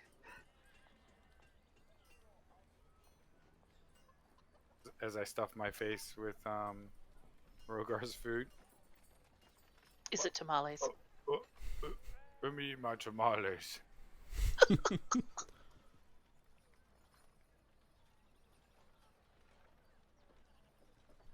What do you mean, Scribble? You're filthy. Oh. Well. Yeah, working behind the anvil will get you that. Just working on Smith's projects, getting some militia more blades. Been trying to help Dalgrim, get to know Kern too. For whatever reason, he was outside. He was outside. Yeah, he was just sitting there outside the shop. Like, just there. What? Did he say why? Yeah, it said that he likes the sound of the iron. Blacksmith going at it. So I learned that he follows oh my gosh, can't remember how to say it now. Meriden? Yeah, Moradin. Yeah, Meriden. Yeah, Bronzebeard. and he even speaks Dwarvish. I didn't even know. Anyways, he was helping me with Dalgrim's order of new militia blades. He's not bad.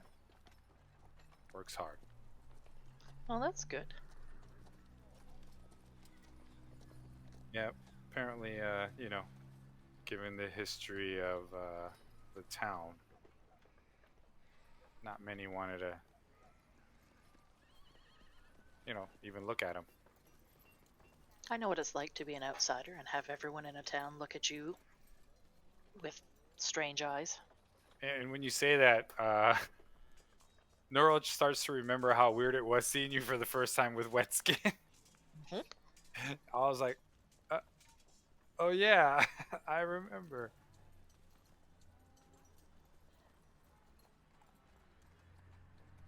Oh, Peop- and Neural remembers that Kern has been eating out of his bag, but without saying that part, he says, "I'll just be back," and I go and place an order for a hot plate so I can bring to Mr. Kern. Oi!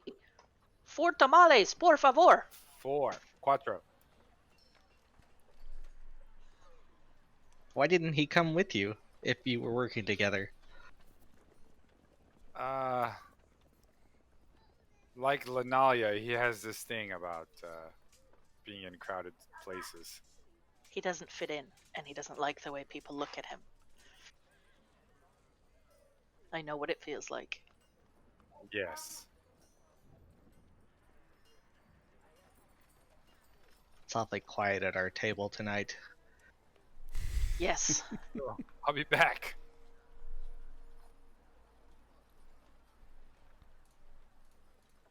And Poker, I'm gonna make an effort to find him. I know that nobody knows where he went, but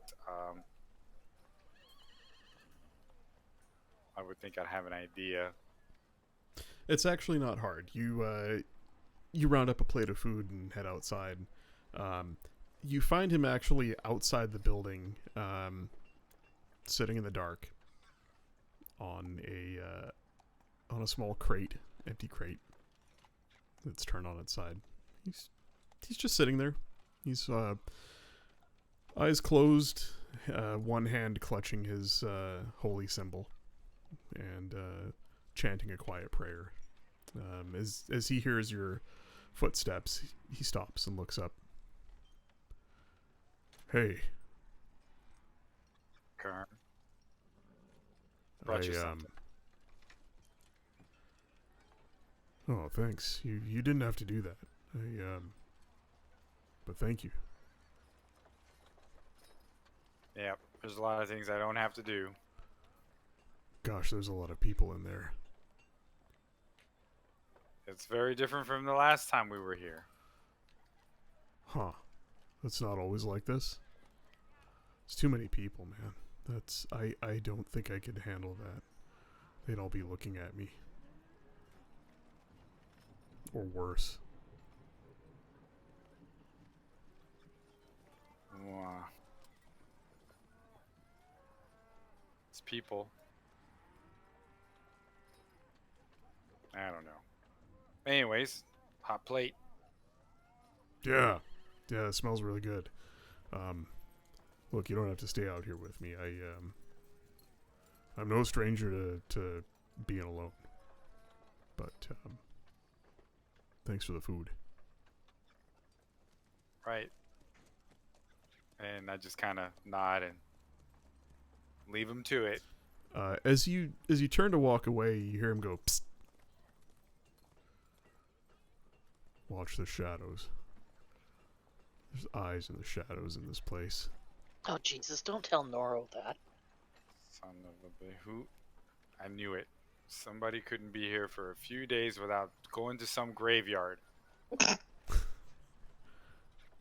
What do you mean graveyard? Never mind, I said that. Um, But thank you. no, really, what's bothering you? Well, I got this thing about graveyards. Once you mess around, you begin to take on the burdens of those that have died and buried in that place. So, but anyways, just it's probably kid stuff. But Hey, no, it isn't. I mean, the dead are dead. They're just bones and rotting meat until they're not. When they're not, that's when we gotta do something about it, right? Is there Right, a you know right. a graveyard where there's a problem? We should do something about it. I know it's not what I mean. It's something that it's internal with the party that you'll probably learn how I feel about. Yes, but you know of a graveyard that has a problem with it. Right, but like like I don't know Kern like that yet, Mm. so it's kind of like it's just we'll probably talk more about this another time. Eat your meal, but thanks for the. I'll be sure to let my, let those that need to know. All right, Noro, you can talk to me about it. If there's something like that bothering you, it shouldn't. We'll make it right. Look, I'm not good at a lot of things, but I think that's something I can help with. And you'll be the first to know. Thanks. Watch your back. Keep an eye out for eyes in the shadows. I just nod. I'm not just sitting out here because I don't want to be in there. I'm keeping watch.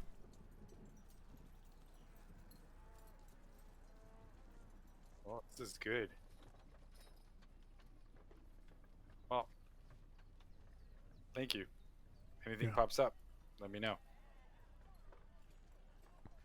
Right.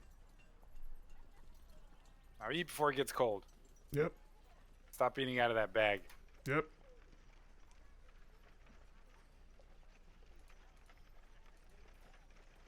Not long after Noro goes outside, Lunali would have decided that she's had about as much as she can take as the crowd in here. And she'll look over to the man that she's met before, who seems to be sitting at the bar. And she's just going to nod towards the door that Noro went out. And she's going to make her way outside as well. All right. What's your passive perception? It's like 21 or something I ridiculous. don't know, right? 87, something yeah, like that. 322. Passive perception is 21. It's 21. Are you headed out the front door or the back? She's going to go out the front. She'll go out whatever door she saw Noro go out. Probably Alright. the front. As the evening's labored on, the sun's fallen beyond the horizon, and the shadows have deepened. Night set in. You get that nagging feeling that there's something watching you again. You felt this once before at the orc camp.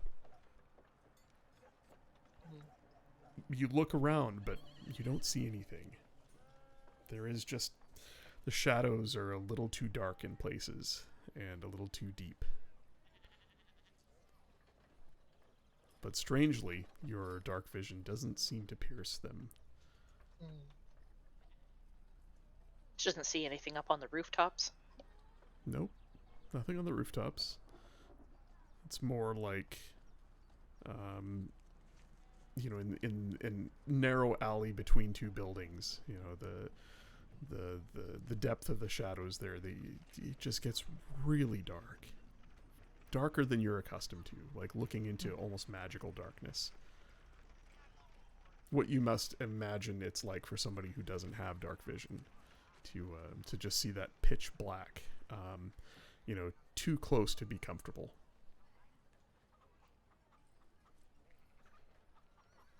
Hmm. You hear soft footsteps behind you. I didn't think I'd see you here. I didn't think I would see you here. Business. There's interesting things about to happen. Yes, it seems there's quite a buzz in there about the mine reopening. I guess it means a lot of money for a lot of people. A lot of money for a few people, and I think that's why everyone's here. They're vying for a piece of it. And it sounds like, from what I've heard, the dwarves are having no part of it. Oh, they're not interested in diversifying or selling off parts? That, or they're holding out until the last for the right suitor. I don't really know much about business, but I guess that seems like a good idea. I suppose.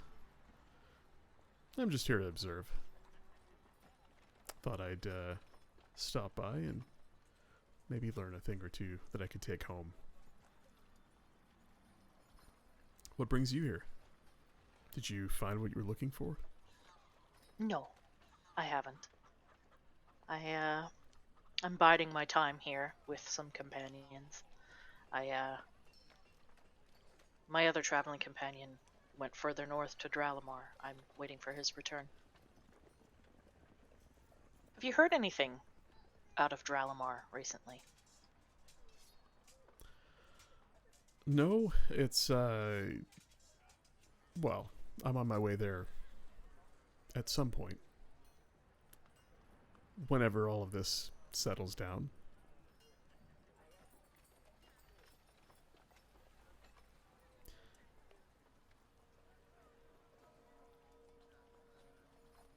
You know, there was an entire block that burned down not long after I saw you.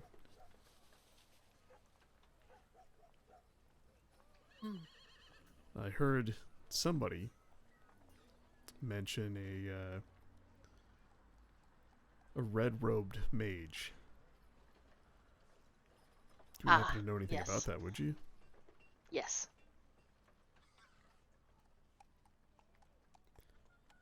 Were you Oh, tied you up wanted in that? me to tell you. Well, that's why I asked.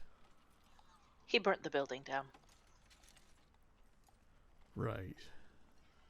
Was he after you, or was he after one of your names? I believe he was after one of the names. Have you found any more of those names? Purely academic curiosity. I'm just wondering if you found something I couldn't. I have heard from someone who's had contact with one of the names. Well, that's good. Any more of those red wizards? Yes. Sadly, the one who burnt down the row of buildings back in Corrado won't be able to stand trial. He is deceased.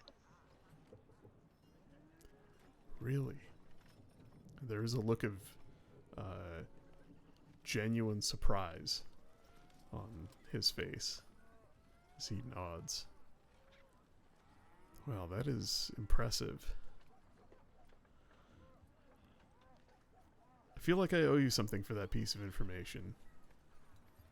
Is there anything I can do for you?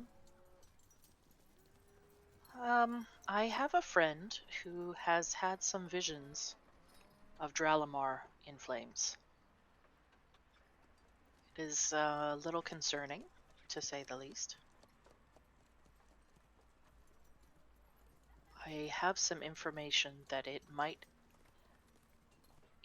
have something to do with the plane of fire.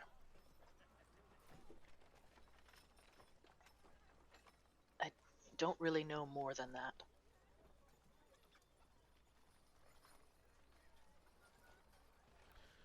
Interesting. Well, it's not a lot to go off of, but The flames in my friend's vision, I believe, were green. Green. That's interesting. That's very interesting. Where do you think I can find you in a week or two? Here or somewhere else? Dralamar? I don't think Dralamar. There are things that need to be done around town. Some issues we need to look into.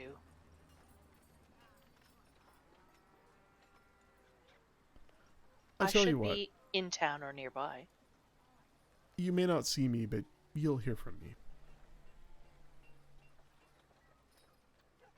Oh, do you have a rock to give me? Well, I could, but I don't actually need one. Ah. What if I need to get a hold of you?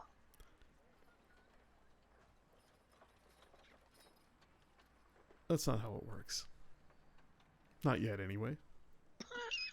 What about in 25 years? Maybe then.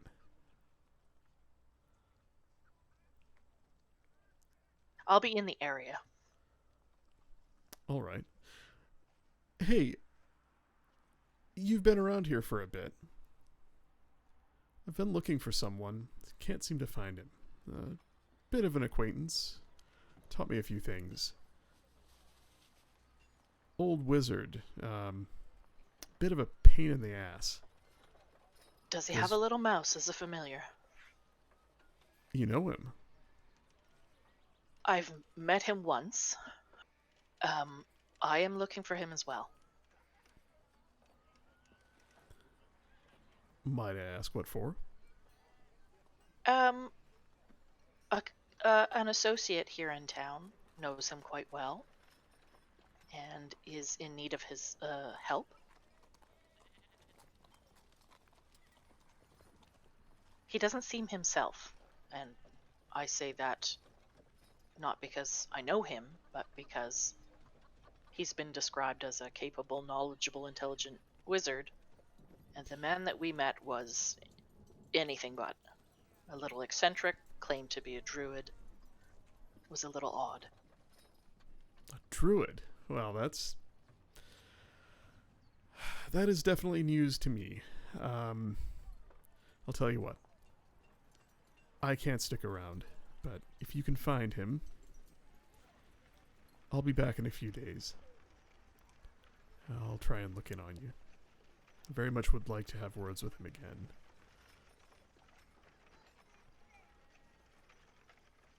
And if you could look in on Dralamar, or if there's any information you could gather.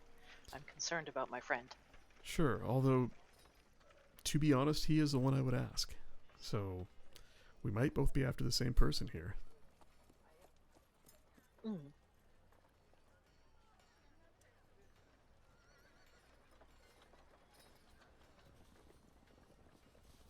I know that you're a bit of an information gatherer. So if there's any information that you could gather about the new co-townmaster. Oh, She Halia? seems shady, yes. Yeah. Well. She owes someone something. It seems everyone owes someone something. Right. I think she owes someone a lot, and it's only a matter of time before that debt is called due. I would not get in too deep with her, lest you fall into the same trouble she's in. Her father was tied up in some unsavory business a while ago, and it didn't go well. And I think her family's still paying the price for that. I think believe Scribble said something about that. Well, I think she owes something to someone her father dealt with. I think he failed, and she's expected to succeed. That is not something you want to get tied up in. I don't know much more than that, but that's what I've learned so far. You learn a lot if you just listen.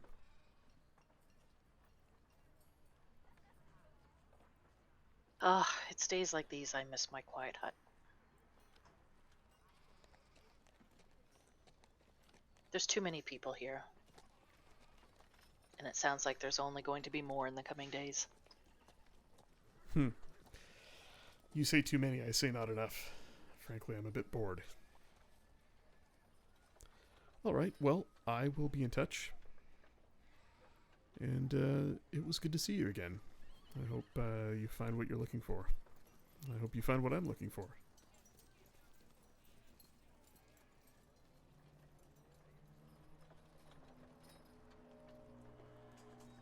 He turns and walks back into the crowded inn.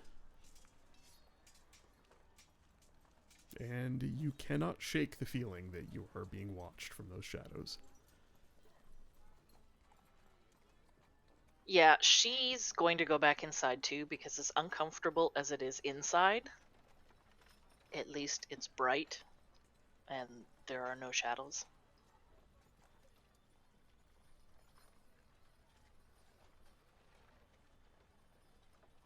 She will mention that to her companions when she goes in. That the I think I shadows might be outside. the only one left. Oh, that's well. I assume Nora will come back. No, I'm still here. Yeah. Yeah. Okay. Still just eating.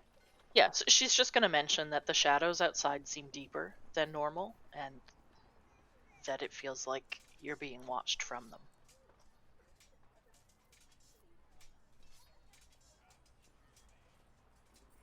So Poker, the guy that she was just talking to, like, was talking about the red robes and everything. Mm-hmm. Was there any like notice of the fact that I'm wearing like a copied red robe? Oh, that's right, you are. Are you still wearing that? Yeah. I see. Well then. Not really. He's definitely got a bit of a poker face. Doesn't give too much away. It's eyebrows and a slight narrowing or widening of the eyes, but you didn't notice anything. You didn't notice him noticing the robe. There isn't really much of a pattern or a design to the robe.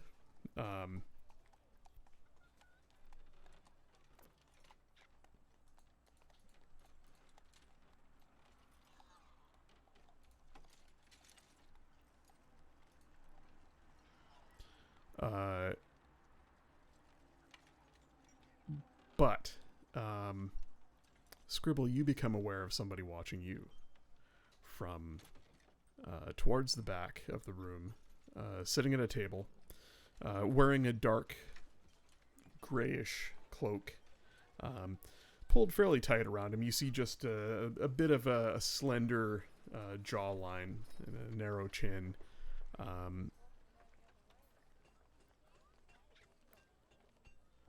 Sort of I think like a bluish gray in color of skin. And there are piercing eyes that twinkle in the darkness beneath his hood that's drawn up.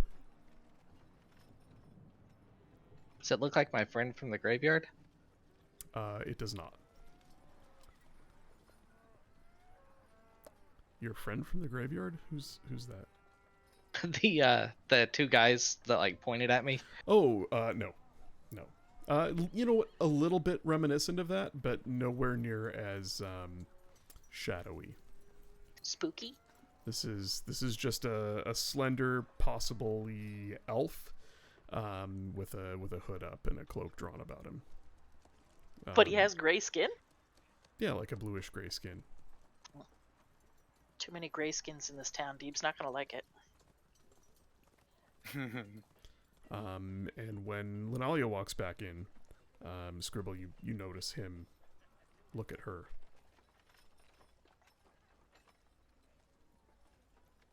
Is he sitting by himself?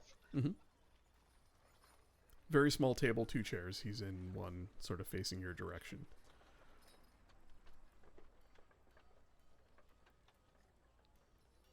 I'll just mention that it seems that the gentleman over there is looking at us from inside. I'll go say hi. Yeah, Lunali's just going to turn and look at where he's looking.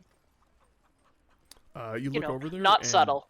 Yeah, no, you look over and Shade is sitting at a table across the tavern from you. Ah. He has a cloak on, and it's drawn shut. The hood is up, and you see part of his face and his eyes twinkling beneath it. She'll Who is wave it? him to the table. That's who she was waiting for to return from Dralamar. Oh, okay. He slowly gets up and crosses the crowded room, slipping in between people as he does, deftly. As he approaches the table and he just sits down nonchalantly at one of the empty chairs.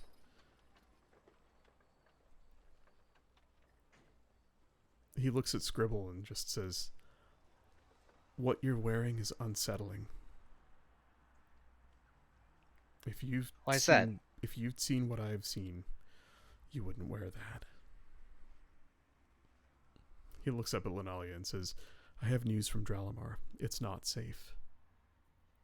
The Red Wizards are there, and they're looking for you." I've heard they're looking for people like me. No, they're looking for you specifically. The what? Why me specifically? I don't know. I'm no one. You're someone. To them. But I'm not sure why they're after you. I couldn't get close enough to find out. They are dangerous. Yes, we had a recent encounter with these red robes. Well, you look like you fared all right. I wish I was there.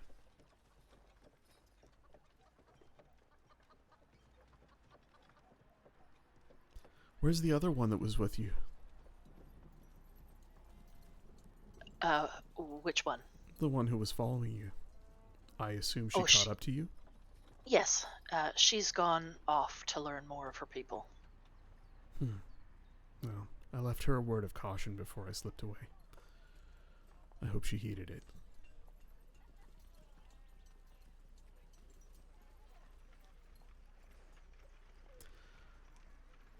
I have to get back. My people there are in trouble as well, for the help they offered. You're going back to Dralamar, even though it's not safe? It's not safe for you. I'll be fine. Did you learn anything more about people that are like me? None have been seen in some time. There was a group that came through. I believe they went to the Isle, but I'm not sure. It's been some months. To Lyria they went. That's what it sounded like, yes. Across the narrow sea to Eastport.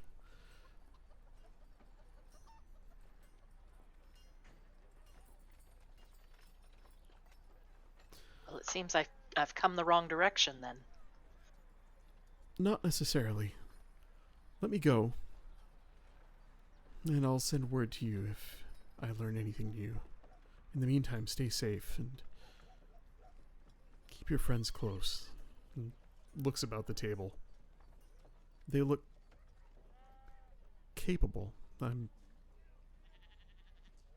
proud of your ability to surround yourself with capable people. I sort of just stumbled into them. Well, then I'm proud of your luck.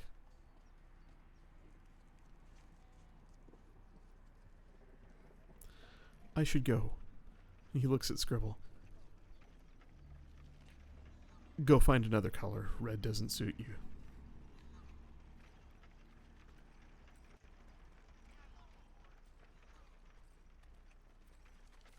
He gets up and begins to leave.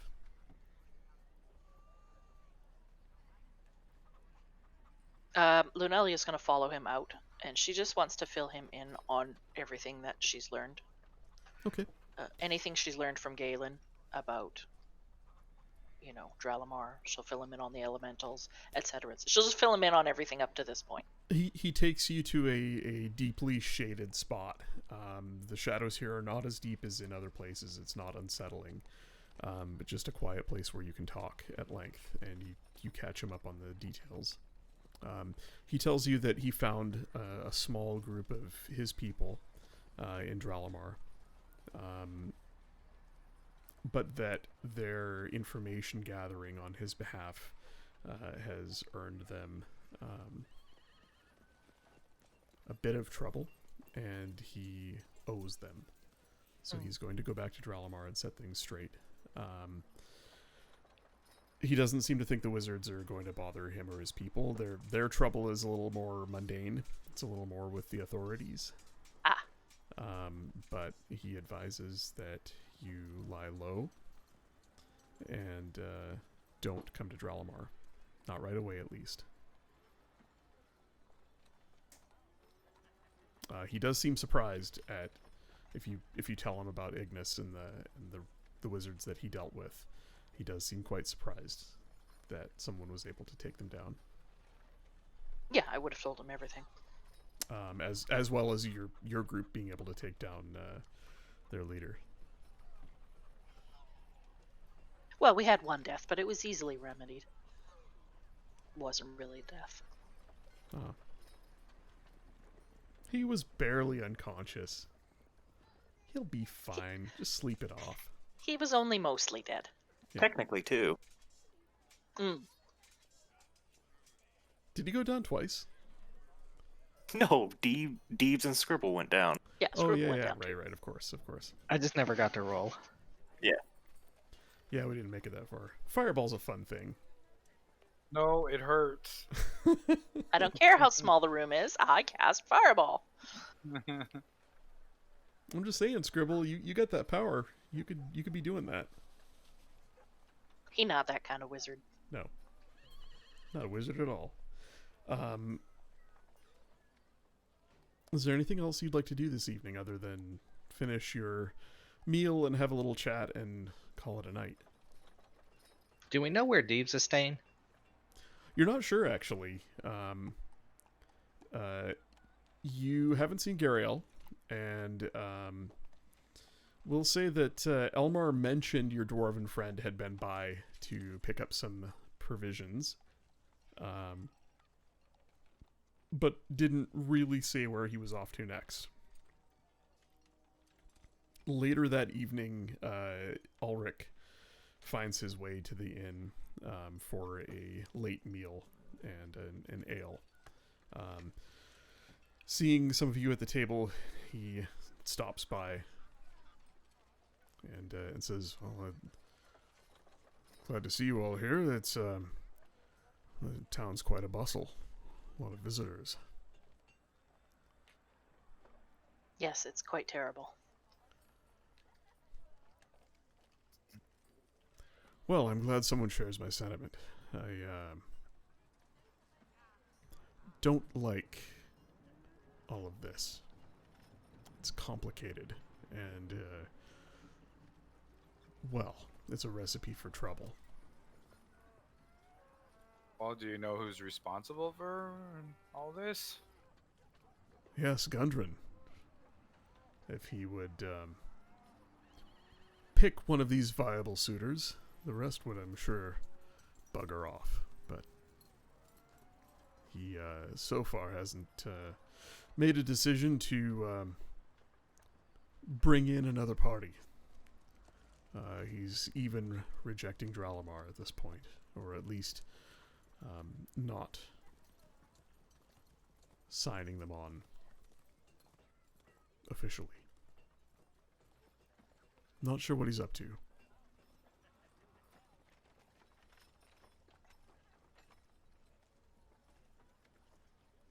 I have a mind to go talk some sense into him, but I have my hands full here. If you happen to wander off that way, you might, give him some words from me. Tell him to make a decision quick. It's only a matter of time before tension turns into something more.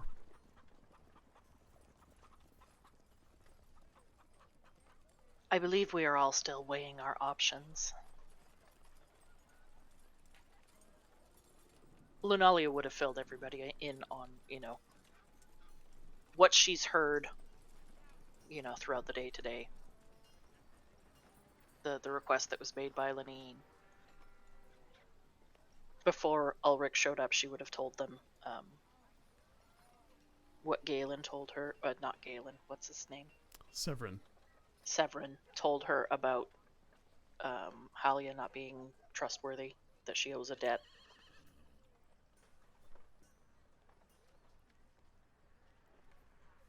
With I Satan. would have mentioned that she may be offering us a job, or at least me. Yeah, and Lunalia would caution that it's maybe not the greatest idea to get too involved with her. But if it could get us more information, it might be worth it.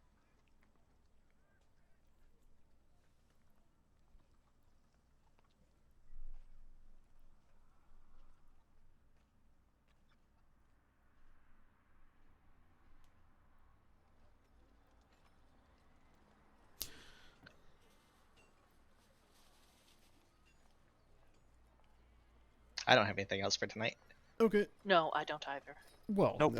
You all find your ways back to your individual beds to think a bit about the events of the day and some of the opportunities placed before you. The next day comes, and possibly the day after that. Things slow down a bit. The atmosphere at the inn remains somewhat tense. There is still a lot of conversation, but you get the feeling that you stumbled into maybe a lot of people arriving the first day of a lot of folks in town. Over the next couple of days, people come and go. By the third day,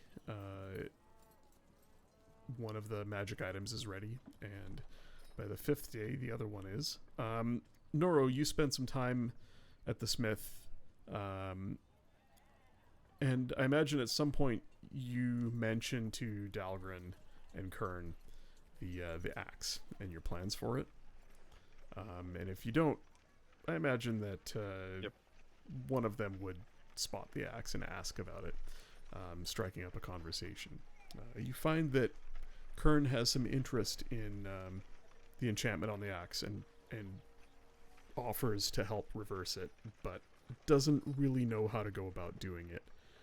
He admits that he's not very practiced, and that some of what he can do comes naturally, and he really doesn't have any formal training in it, so he's not sure it's a curse he can break or an enchantment he can sunder, but he is willing to help if he can. And so by on the way, you end up talking to him and Lenine, and the two of them begin to, she's somewhat apprehensive around him, but seeing the way you treat him, she warms up rather quickly. The two of them begin to come up with a plan, a formula for an incantation to perhaps break the effect on the axe and reforge it into something else. Sweet. But it will take some time. No hurry here. And over those days, as a party, you talk about and think about where to go and what to do next, and you guys don't have to RP it, but I'm very curious to see where you guys would like to go next. In my mind, you've got the obvious, go find Paramon and try and fix him. You could go visit the Rock Seekers and let them know that there are a bunch of people looking to sign on with them, and they should make a decision soon. There's other places you could go, other things you could do. While you're here in town, one of you would learn, probably Scribble would overhear miners at the miners exchange again complaining about orc activity to the east. They've taken over one mine at least and driven the mining team out. They've come back to town, and they're actually looking at trying to pool what coin they have left and stake a claim somewhere else further to the west. So there is still some orc activity in the hills east of here, but nearer than Coneyberry. In fact, quite close. Less than a day away.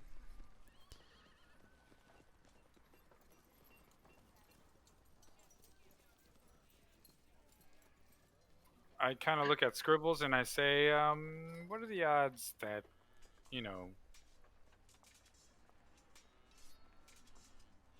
this work that the doppelganger's doing for Halia?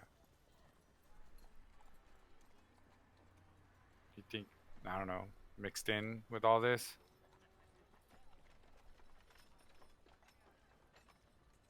She didn't seem like that's the type of work that she would use him for.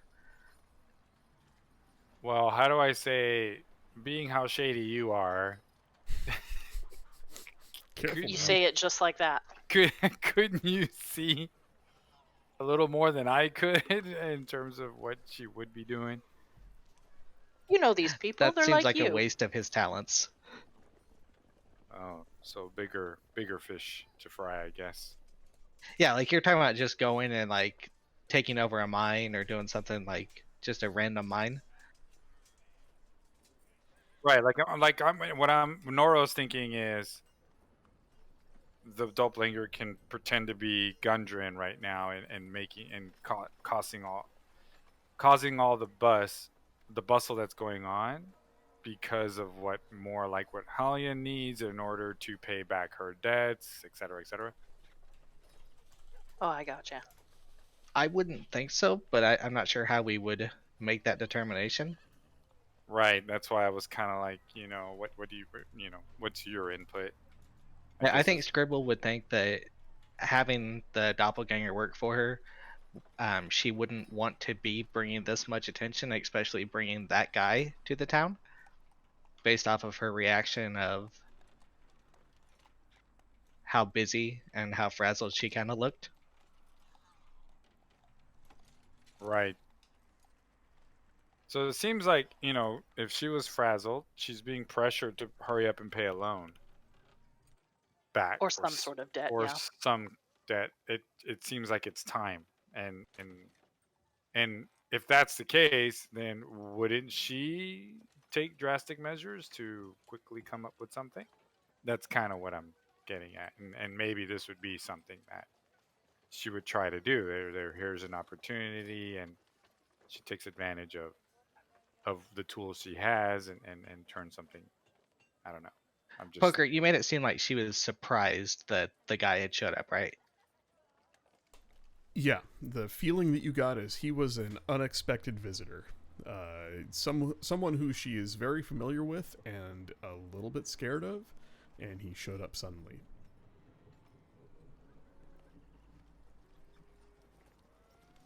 So I don't think that she would have been trying to pay off a debt desperately. right. Right. Okay. Like now she might be. Now she might be right. Okay. It's the indication that I think Scribble Yeah, would like have. he's shown up to call a debt due, or he's shown up to remind her that she owes him something, and it's maybe less paying him off so she's free and more because what she mentioned about him not being the kind to let go of his possessions, he'd likely be asking her to fulfill part of the debt but not really releasing her of it. And it's probably not a debt of coin. It's probably a favor. It's information, influence, something like that.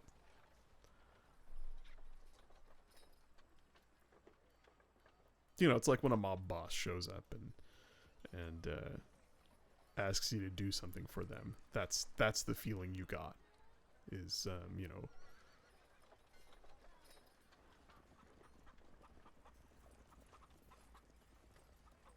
All right. Well,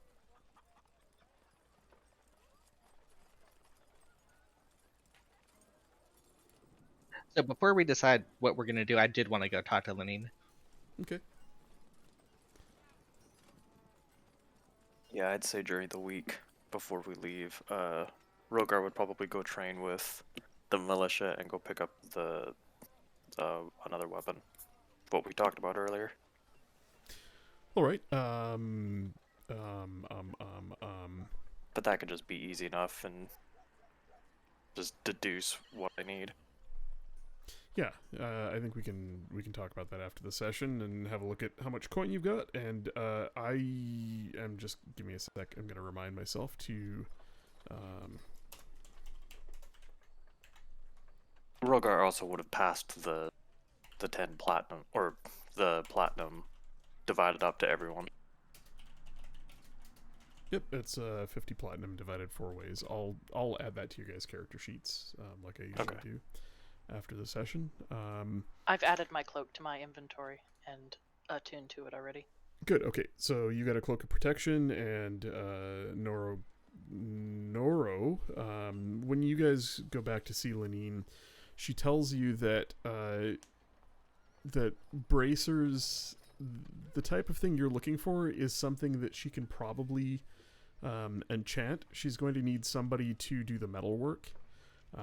It needs to be of a fine quality to hold the enchant. And you know, she asks if that's something you can provide. That will reduce the cost, but it's still going to be in the order of around 3,000 gold. oof. Yeah. And it will take about 3 weeks to complete. I don't know how much I have. I just have a lot of circle things in my bag. I can help you with that, Noro. Wait. Oh yeah. Yeah, I don't want Scribble to help me. He'll do the whole look, this is how it works. 1 for you, 2 for me, 2 for you, 3 for me, right? See how this goes? This is sharing. Yeah, Lunalia will offer to help pay for whatever he needs. She doesn't really have too much use for gold. Yeah, I need more AC. I'm noticing. Yeah, me too. I'm noticing Poker's NPC they're scaling up and they're starting to hit a little easier, and when they hit, they hurt.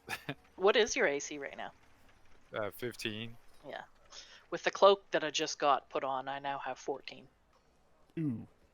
Yeah, that's why I want these bracers, because I need a 17 armor, and then I can... Oh, I meant to ask Poker, but this is maybe too late. The What? Boots of Speed? Well, let me have a look and see.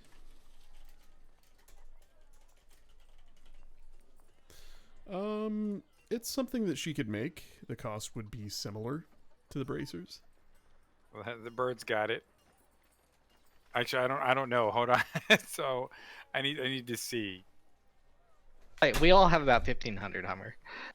Oh, now I'm sad. I have less than that now. 3,000 gold for Let me the. just have a look at Boots of Speed to see what it is they do. I don't recall. They're not rare. I think they're called. I think they're more of a uncommon list. Yeah, they're on the uncommon list according to the manual. Oh no, I lied. It is a rare. Yeah, they are rare. I was looking at Boots of Elvenkind instead. Bonus action, click the boots' heels together. They double your walking speed. Any creature that makes an opportunity attack against you has a disadvantage on the attack roll. If you click your heels together again, you end the effect. You get a total of 10 minutes a day from the boots. So yeah, you could... Oh, wow. That's exactly why I wanted it. For Yeah. opportunity against you is disadvantage. Because as a sentinel, moving in and out. Oh man, slice and dice. Yeah, it means you could have them active during a fight, cover double the ground, and exit combat and go somewhere else. They'd still get opportunity attacks, but there's a higher chance of them missing you. That's pretty cool. Yeah, So I might battlefield actually. mobility is a big thing. Yeah, that's why I think I'm gonna. Instead of getting the bracers, I'd rather get the boots. Are you Okay. sure about that? Yeah, because if I go bracers, then I have to sit in the attack, and I rather gamble. Mm. Hey, If you want to pick up 2 AC? You can just trade down to a longsword and a shield. I'm just saying. That's no, there's something about holding a haft. I know. Then How do you play a then- barbarian and not use a two-hander? Yeah. tell me what barbarian in all the lives of ever being created has ever held a shield and a sword. Yeah, I know. Simple. His name is Oradred Heavybrow, and he made his own. Son of a.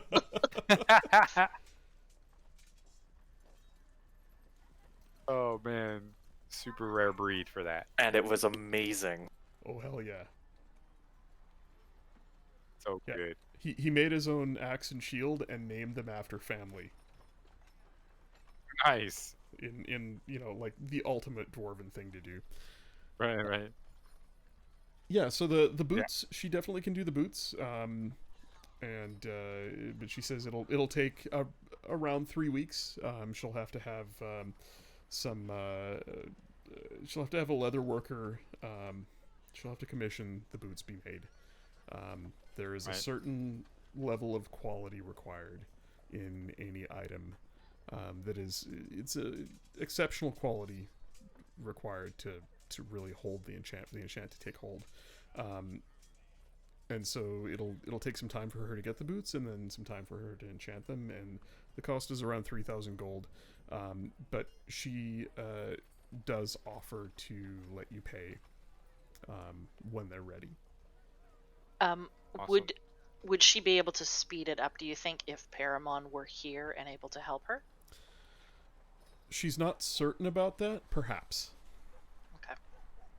Yeah, someone helping her would definitely help, but the first couple of weeks are just getting the boots made. Yeah.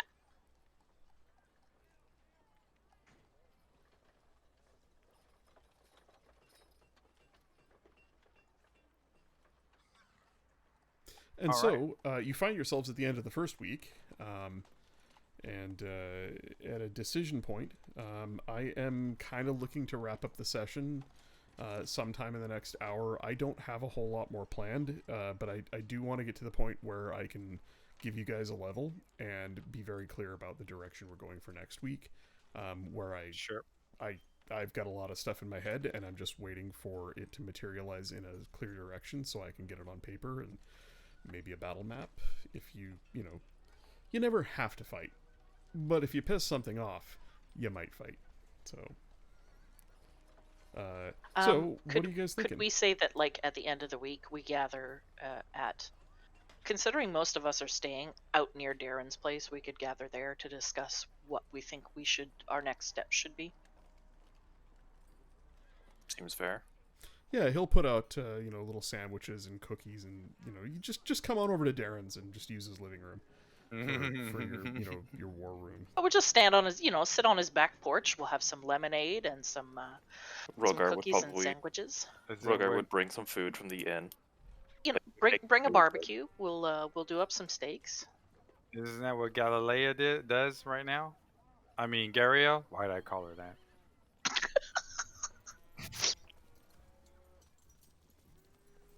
Waltz in there like she owns the place. Uh-huh. Yeah. So I mean, of everything that's available for us to do right now, It seems like we have 3 options right now. Or 3 I- paths we can go. yeah, there's going out to the Rock Seekers, but that's really sort of a, hey, what's your decision? You got people waiting in town that are making the town tens. Well, I mean, who was it? We came to town and someone told us that that they were about to open in the mine, and it seemed like they were having troubles with monsters or something. Well, so Nesnar that the Black Darren? Spider told you guys that that he has been inside the mine. He took a leap of faith of sorts and teleported into where he thought the mine would be. Now that the dwarves have roughly found its location. Sorry, the spider did? Yeah. Mm. Yeah, he told you guys he's been inside the mine, and what he seeks is not there. And that's why he Right. no longer has any interest in it, and wishes the dwarves the best, wishes them no harm, but I'm out. I don't... The spell forge I seek is no longer there. It has been removed. And I Right. have your map. I believe that the map will lead me there. So there's no more reason for us to cross paths. I'll stay out of your business, you stay out of mine. And I wish the dwarves all the best with the things inside that mine. I barely made it out alive. I hope they fare Right. better. So, yeah, he warned you that there are dead things in the mine. And it sounds like the dwarves are somewhat close to cracking the door. So, they might need a hand. This Silas fellow wants to go have a chat with them and would like to bring some muscle.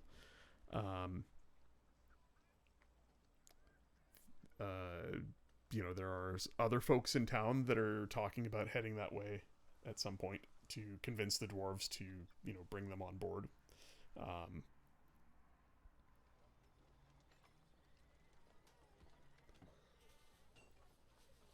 You guys could hunt a white dragon. You could go Same find thing. Paramon. The options seem like find Paramon and see how to either maybe fix him or have him help Lenine with whatever, and that might help. Like if the dragon comes back, maybe he can do something, but it'll all depend on if his memory comes back. The crypt is a problem, or might be a problem, depending on if Lenine goes back and unleashes hell. Well, again, I think that's something that Paramon can help with. And then, yeah, going to the Rockseeker camp would be a journey, and then we would have to come back. But that is very much a, hey, what's going on? And then helping them if there is a monster problem. And I'll just, I'll move you guys over to the region map. And go there myself and update your location to Phandalin. Actually oh boy, I do need to place a marker for the expedition, but it is back up in this valley here. It's about equidistant to the Wayriding Grove or to the Rockseeker expedition. They're both about the same distance. So going to retrieve Paramon or going to see Gundren and pals would take about the same amount of time either way. And either way, there's some adventure in either. So those are two great options. You're weak in town. Listening to conversations in the tavern and possibly striking up a conversation here and there, you do hear mention of this dwarven expedition to the excavation to the west that was abandoned some time ago. At least one person is here to go have a look at that. And that sounds like somebody after some treasure or looking to get into a little trouble. Most everybody else is here for the expedition for the mine.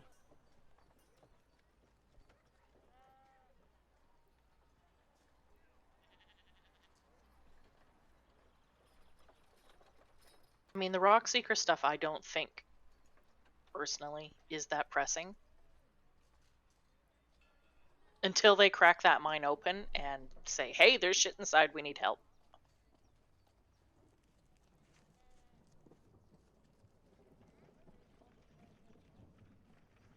And you guys told them to be careful. And you told them what the spider told you. Yeah. In fact, Gundren was there for that. But, yeah, so there's... I don't want you to feel like that is a pressing matter. over the week that goes by, people come and go, but the majority of people who are vying for a piece of that mine are still here in Phandalin. They haven't set out yet. You get the feeling that these people move fast, but not that fast. I And just there's- think that finding Paramon will solve more problems, more of the smaller problems, or at least get other things in motion for us Yeah. than doing any of the other things. Like dealing with orcs, that will need to be taken care of. Dealing with the graveyard, that will need to be taken care of. Axholm is off the table until Deebs gets back. Dralamar, obviously, we're not going there anytime soon. The White Dragon is an intermittent issue that I'm sure will come up again. Hmm. I just don't think anything else is as pressing as Paramon, unless anyone else, has something that they really would like to get done first.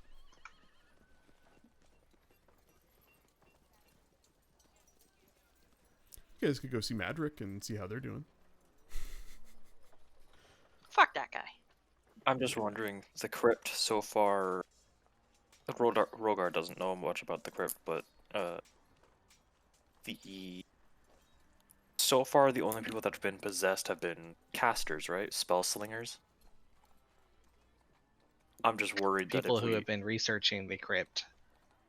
I'm just worried that if we bring Paramon here, maybe whatever's in there causing problems might reach out to him, and then if he's as powerful as people say he is, then that's an even bigger problem. He's It could already be. been there. No, he has? Oh Yeah, he spent Yeah. time there, I thought. Yeah, he Oh, okay. and Albrecht spent a fair amount of time there, and he seemed to be fine. His mistake was leaving his apprentice there. Got it. So yeah, maybe bringing him back if he did spend time there, he'd be able to help solve it. Mm-hmm. Yeah, my impression of Paramon is that he was older and wiser enough to know to not mess with what was going on down there, and his big mistake was leaving behind sort of an ambitious apprentice who thought he could handle it. Yep, exactly.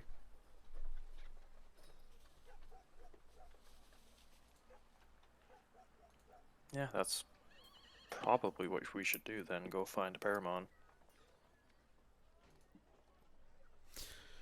Well, there you go.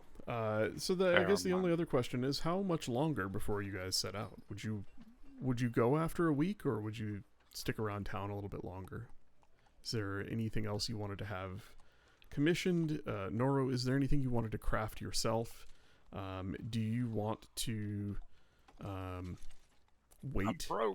on this axe thing, or do you want to get Lenine and Kern started working on it?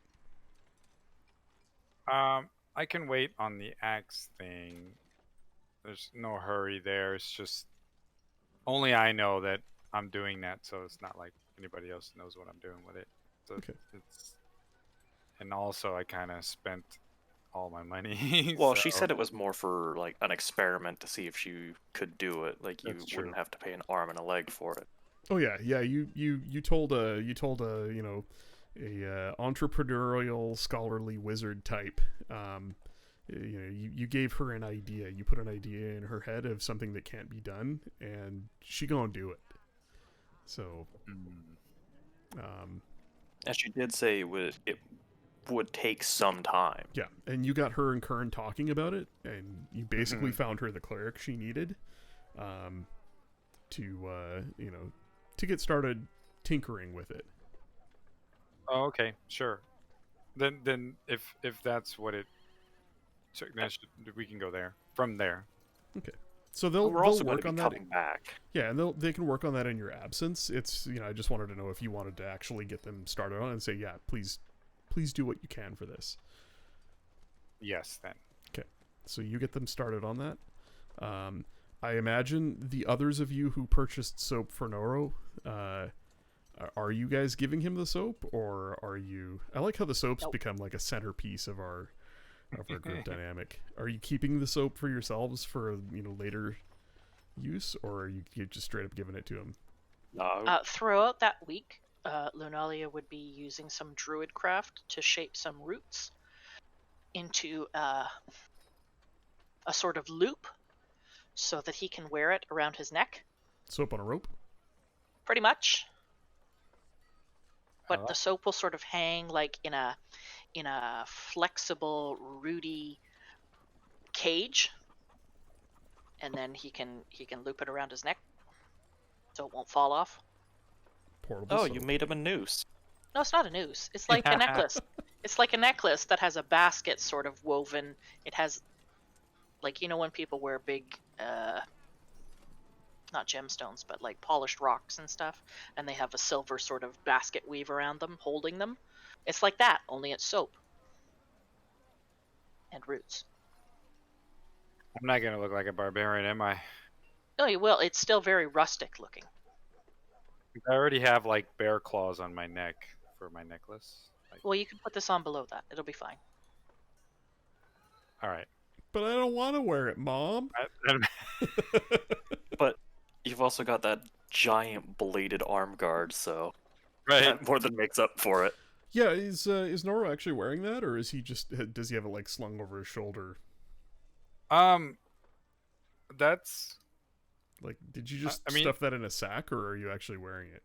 So it works as a shield, but only if you it's a one-handed weapon, right? yeah, only if you use it as a shield. It's- Otherwise, you can wear it; it just doesn't really do anything. yeah. No, yeah, I'll be wearing it in case somebody disarms me. I at least have that. Okay. Decide to climb up a wall and throw people off again. Right. Yeah, so if for any reason you get disarmed, or you decide to switch to a one-handed weapon, you're already wearing it. Just in your character sheet, just click the equip box next to it, and it'll boost your AC by 2. Remember that if you have a free hand to block with it, you can also use your reaction to block their attack by basically grappling their attack roll. Oh, nice. Okay. Yeah. So if you ever do decide to switch to like a battle axe, where you could swing it two-handed or you could swing it one-handed, you know, you could drop down to one hand, and basically in any round where you used it for a one-handed attack, you'd get a +2 AC until the beginning of your next turn. Oh An, man. an easier way to say that is if you switch to a battle axe, or let's say a longsword, you could you'd automatically have the +2 AC except in any turn in which you attacked with it as a two-hander. Oh, I see. Okay. Because they're versatile, right? You have that choice of using them as a one-hander or a two-hander. And so, the So only if it's a one-hander, it turns it into a 1d8 weapon. And correct. if I use so if I use two-hand, then it's 1d10. That is correct. Yep. And that I think that goes for both the battle axe and the longsword. Oh, okay. All right. Well, that's good to know. All right. So Yeah, you let's see lose what a couple happens. of, you know, on average you lose about 1 point of damage, and the cool factor of wielding a big old two-hand weapon, but it does make you a little bit more versatile. Oh, okay. I'm. All right. Well, we'll see what happens with Lenine. Cool.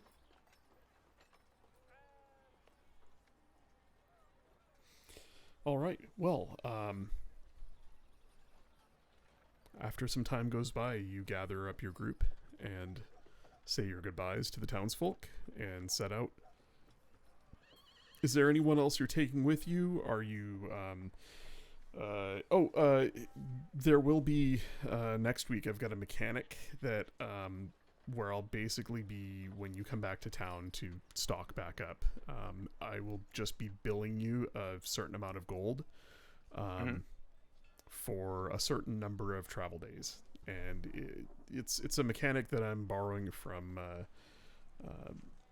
another group that was trying it out some time ago in a one-shot, and I really liked what they did with it. And it's basically, instead of saying I'm gonna buy some rope and some climbing gear and this and that and the other, and you'll notice what I'll do is I'll say how many days of provisions do you want to purchase, and you would purchase units of well-stocked travel provisions that basically represent a little bit of everything from the general store.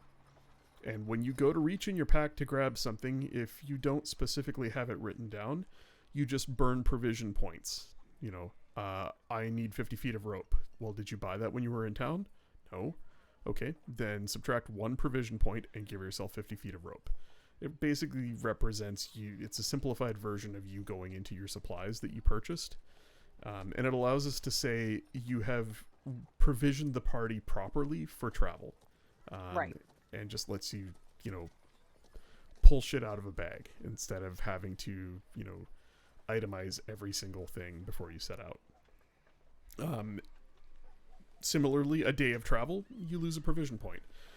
If you have some hardship on the road, like we do a survival challenge and you fail, you might lose a day or 2 of provision points. When you run out of provision points, you're out of food and water, and then we're talking like survival checks to hunt and fish and that sort of thing, which is not a hard thing for your group to do, but it does slow you down a little bit. The whole point of all of this is we can very easily say, you want to go 5 days of travel? Sure, it's 5 points of provisions. We'll make 1 skills challenge for the 5 days. We'll need 5 successes, and we're done. It's the equivalent of fast travel, but there is a little bit of cost to it. So you can go across the map, and we don't have to take a lot of game time to do it, but there is still a little bit of cost and a little bit of preparation involved. And I'm hoping that makes the world feel a little bit more accessible instead of, oh, that's a 5-day trip. God, that's going to take us half a session to get there. Nah, it won't. It really won't. You guys are well enough geared and can be well enough provisioned. Nobody's going to bother you on the road. And if there is an encounter on the road, it'll be a meaningful one, not just a random one.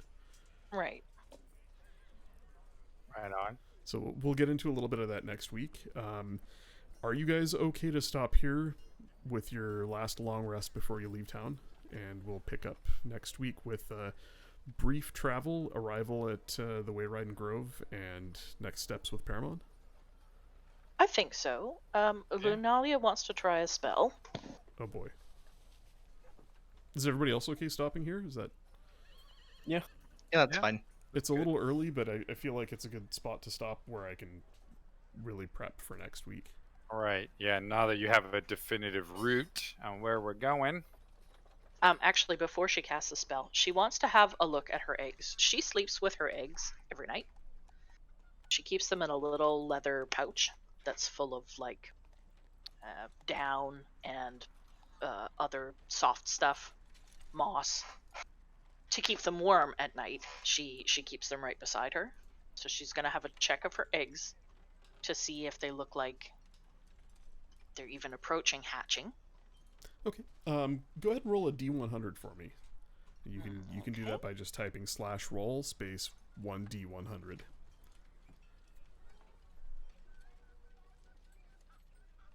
Oh, Ooh, wow. Well done. nice roll, nice roll. I Wow, don't know if it was wow, you nice. There is something different about the eggs. You're not quite certain. But they're a little heavier, and there's an inner warmth to them that wasn't there before. And they give off a weird smell. Ah, shit, they've gone rotten. But other than that, no, they are still just eggs. Okay. Okay, so the spell that she wants to cast is Animal Messenger.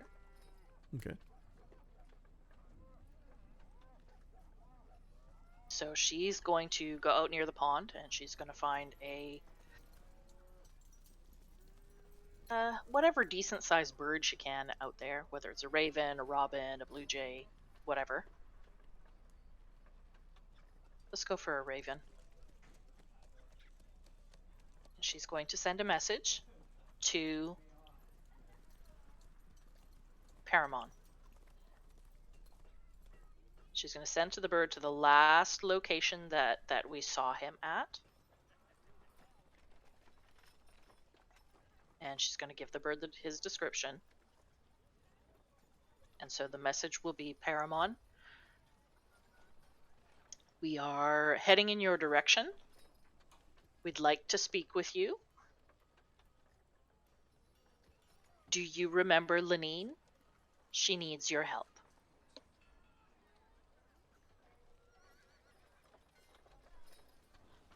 And then she'll send the bird off. Okay. You send the bird off. I'm just looking at 50 miles per 24 hours for a flying messenger. Duration is 20. Yeah, okay. So, well within range. Unfortunately, the spell doesn't indicate that you know if the person received your message or not. You Yep, just I kinda won't have know. to take it on faith, but that's interesting. I like that. Is there anybody else who wants to do anything, talk about anything, or ask anything before next week? Of course, we can always take it offline as well and chat about it. If there's anything else you want crafted or want to start thinking about. Nope, I'm good. Nothing Noro? I can think of. Okay, Noro, scribble. No, I'll talk to you sir. offline. Okay. Welcome to level 6. Please feel free to level yourselves Woohoo. up. But I will ask you guys to, can you please close your character sheets so I can give you some money? I just want to make sure that I'm gonna just tell me when they're closed. I'll refresh Mine's them closed. and then I'll and I'll add the Mine's currency. Mine's closed. Be right back. Yep, I'm off. Yeah, there's been a couple of times where it's more in the equipment section when I've tinkered with the notes in there that I've found that it didn't take the change. So I just want to make sure that this. Usually I wait till like midweek and do it, but I don't want to forget this. So the total was 500 gold pieces in platinum, which is 50 plat. So that's 12.5 to each of you.